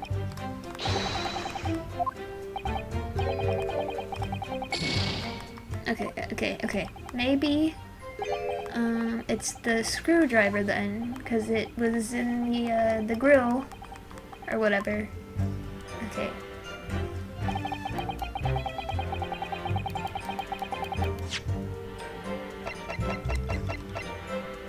Yeah, in the big... Objection! You say that while the weapon remains in the body, there's very little bleeding. Is that unequivocal?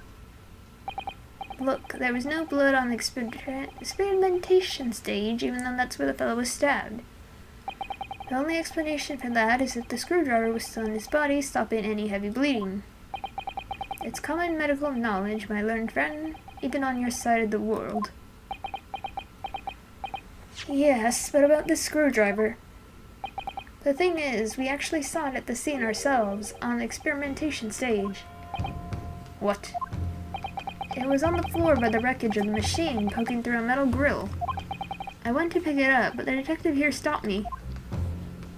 Isn't that right, Inspector Gregson? Now you come to mention it, yes. Inspector, are we to understand that you permitted the defense counsel to investigate? That you contravened the special dispensation scientific equipment act? No, not at all. I wouldn't do that. I just let him look, nothing more. I was very clear he wasn't to touch a thing. Yes, that's true. This screwdriver was in plain sight on the stage. But it shouldn't have been, should it? What are you getting at? If this tool had still been in the victim's body when the victim was beamed away by the machine, then it shouldn't have still been on the stage. Ah. That's right. It should have been beamed across to the Crystal Tower along with Mr. Asman, and been found still lodged in the victim's chest.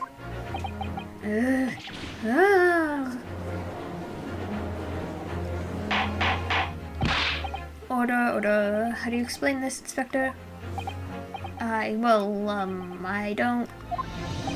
It looks as though everything that the victim had on his person moved with him when he was beamed. If the screwdriver was still in his chest when the instantaneous kinesis occurred, obviously that should have been beamed to the destination as well. This is a strange situation. Even though people are saying that this instantaneous kinesis is a scientific impossibility, we're still basing arguments on the assumption that it did actually take place. Alright, time to tighten the screws here. My lord, if the prosecution is unable to explain this inconsistency in its argument, we can only conclude that the testimony given in support cannot be relied upon. Lord Van Zeeks is stumped. Hold it! Jesus Christ, boy.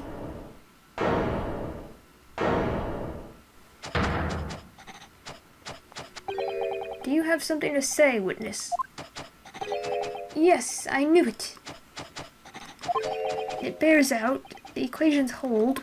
Mr. Naruhodo, don't worry. About what?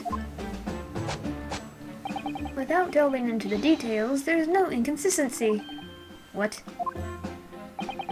Even if Andrew had been lodged in Mr. Asman's chest, my trusty tool wouldn't have moved. Andrew remaining on the stage is consistent with my calculations.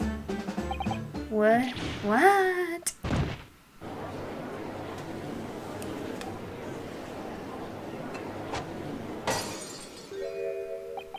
It would seem your illusions have been shattered. Clearly, we should hear the accused's explanation. Or should I say this brilliant scientist's explanation? Just when I'd found an inconsistency in the prosecution's argument. Scientists. Very well, the defendant will testify again. Provide us with the scientific explanation as to why the inconsistency asserted by the defense fails to hold. In the name of Apollo, I will, my lord.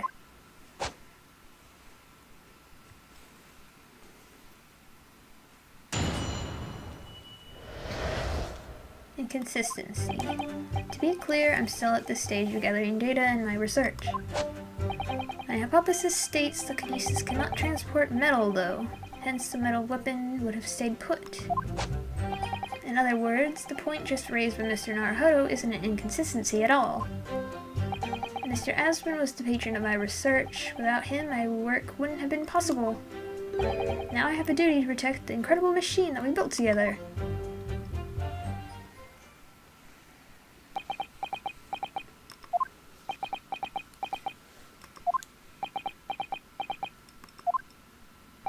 So, the thrust of your testimony, Professor, is that based upon his hypothesis, metal objects cannot be moved by this method of instantaneous kinesis. In other words, since the screwdriver is made of metal, even if it remained lodged in the victim's chest, its subsequent discovery on the stage, despite the victim being found elsewhere, is not an inconsistency. And therefore, Professor Albert Harebrain could still have been the killer. My great hypothesis holds, you see. Why, we had to make the cage used to contain the subject from wood for that very reason. I was not addressing you, witness. Professor Harebrain. Yes? Whose side are you on here? I don't take sides, Mr. Naruhodo. No. My only interest lies in upholding my hypothesis. I'm a scientist, after all. Is he working for us or against us? It's very hard to tell. Let's see how you cross-examine this testimony, my Nipponese friend. Yes, fire away, Mr. Naruhodo.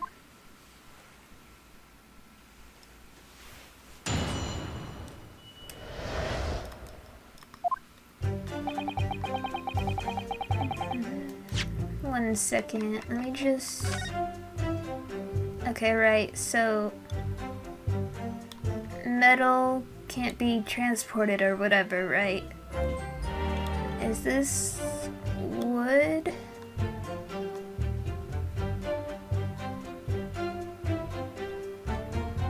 He has jewelry...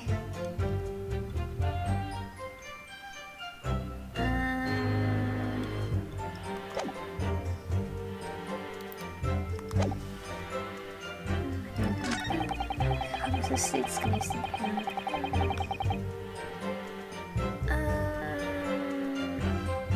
Hold it!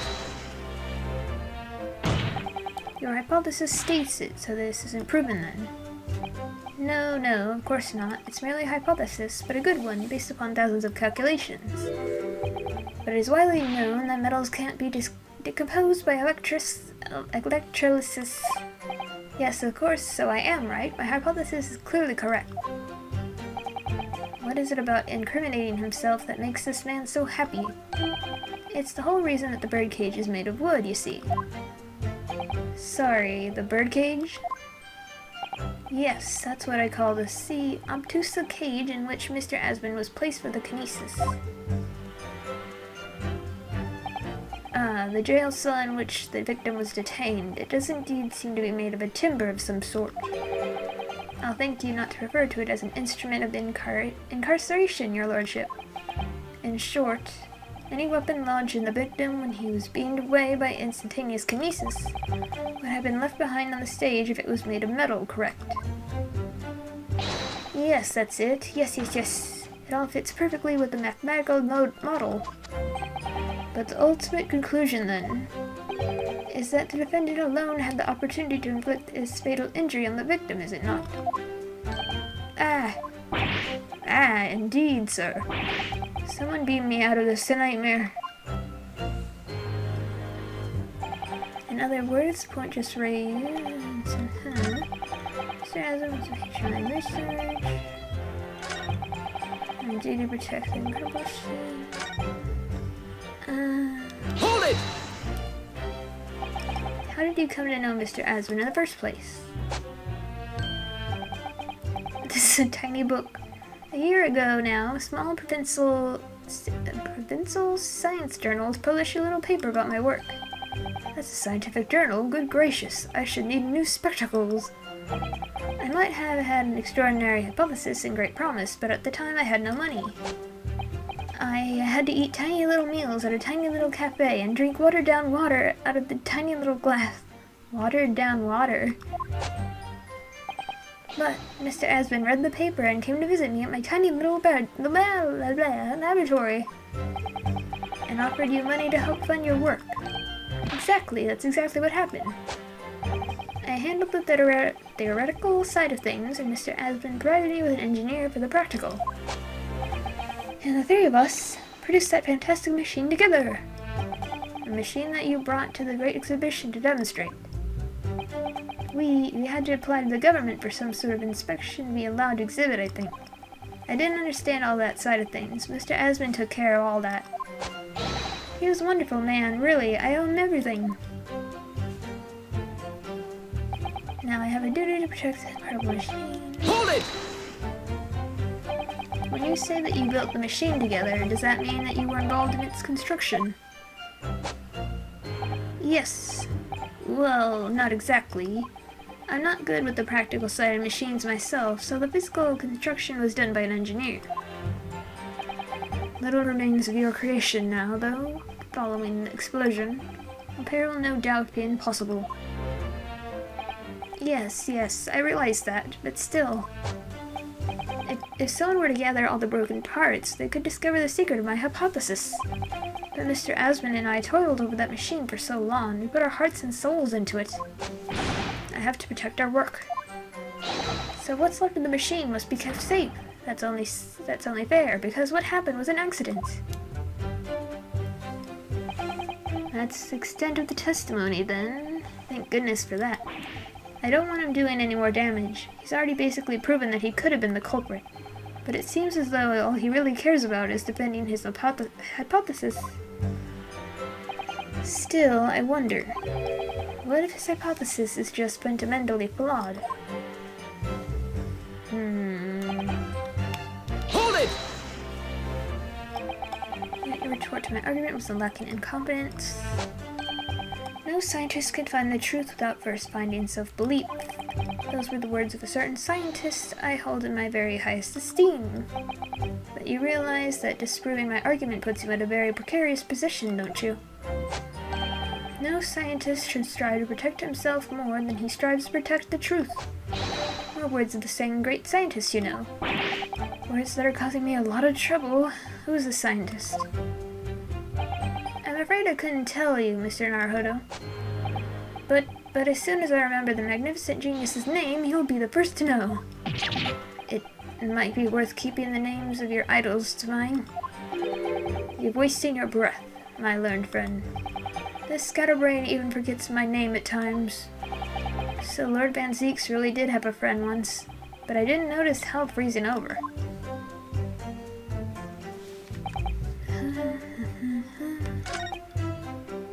Hold it! You seem to be pleased by that. Yes, another example of my hypothesis holding true. But I sense some sarcasm, Mr. Naruhodo. Are you not pleased? No. I knew it. At the end of the day, I'm the one responsible for Mr. Aswin losing his life. The advancement of science is no excuse, I know that. No, you're quite right. Tell the court, did you have a close relationship with Mr. Aswin? Oh, well, no, not really. I mean, I'd only met him 2 or 3 times. And we only ever discussed my hypothesis and the project, and the research grant, of course.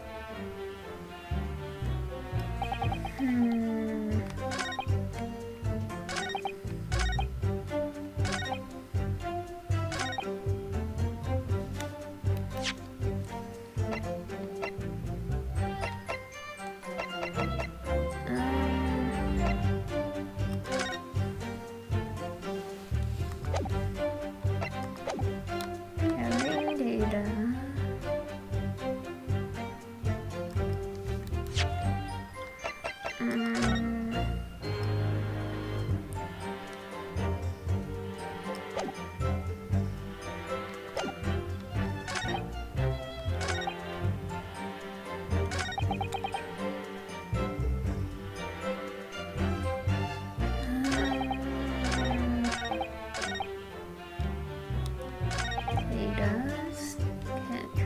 Sort metal.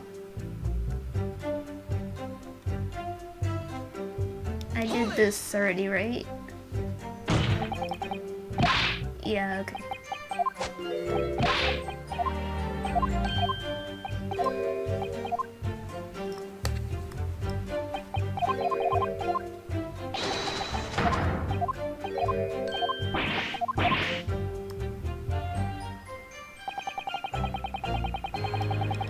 Okay. So I'm just gonna say he is wearing metal. So, like, why are my glasses still here?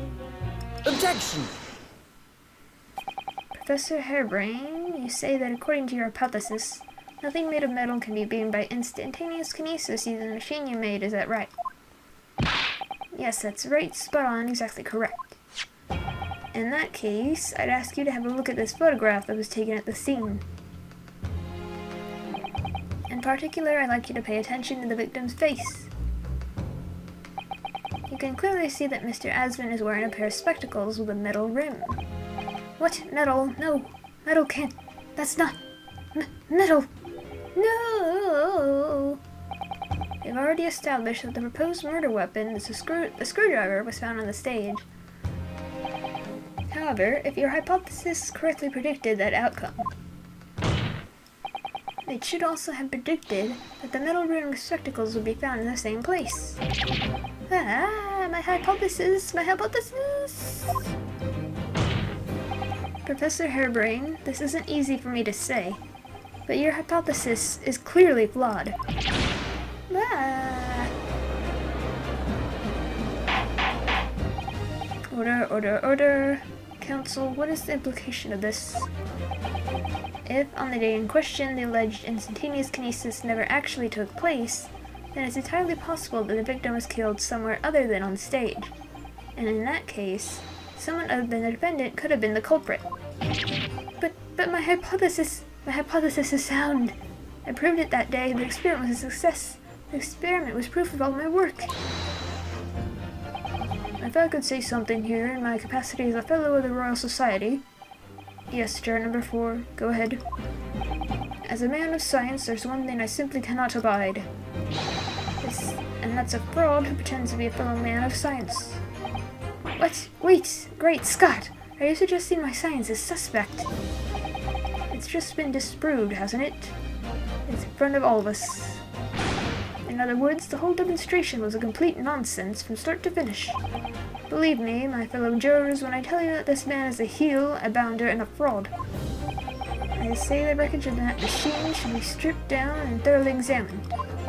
No, never. That machine is the essence of my entire hypothesis.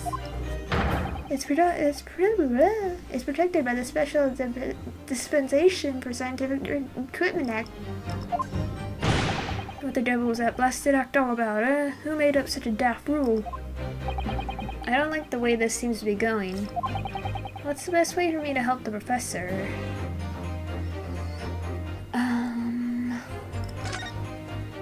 Objection! Well, obviously the only choice is objecting.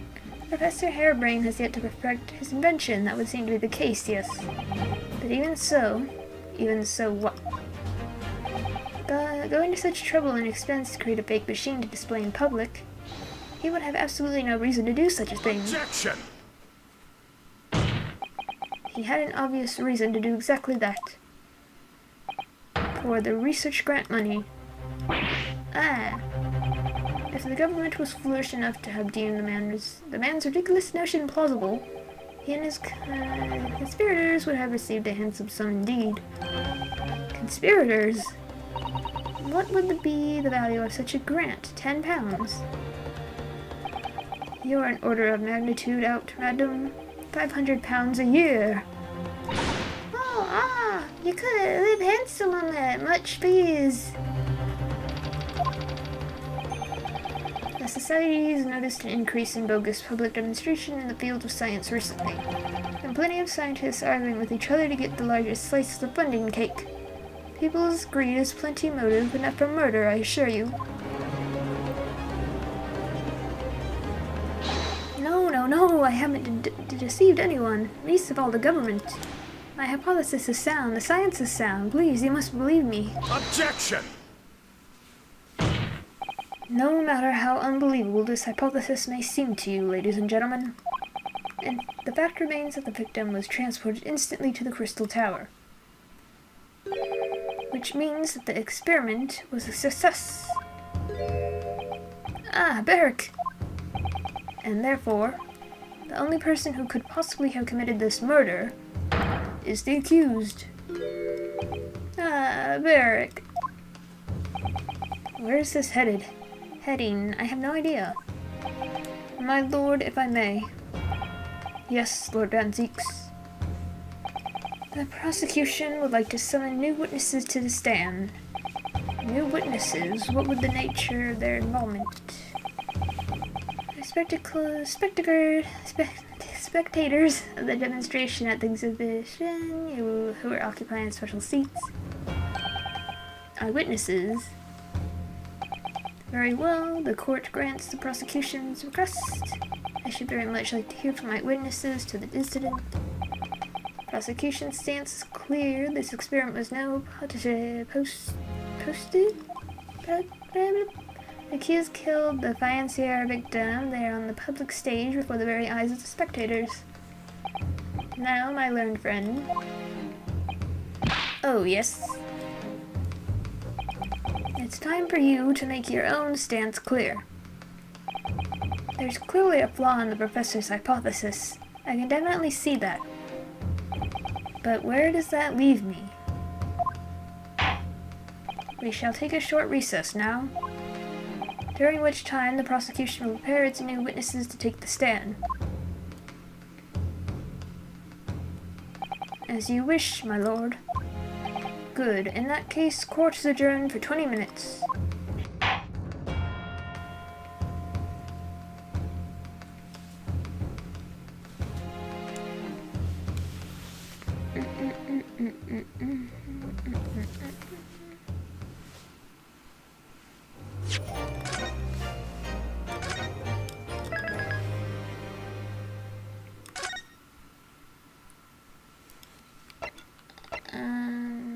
I thought it would, like, say, like, trial part 2 or whatever. But, whatever. I'm gonna end it here.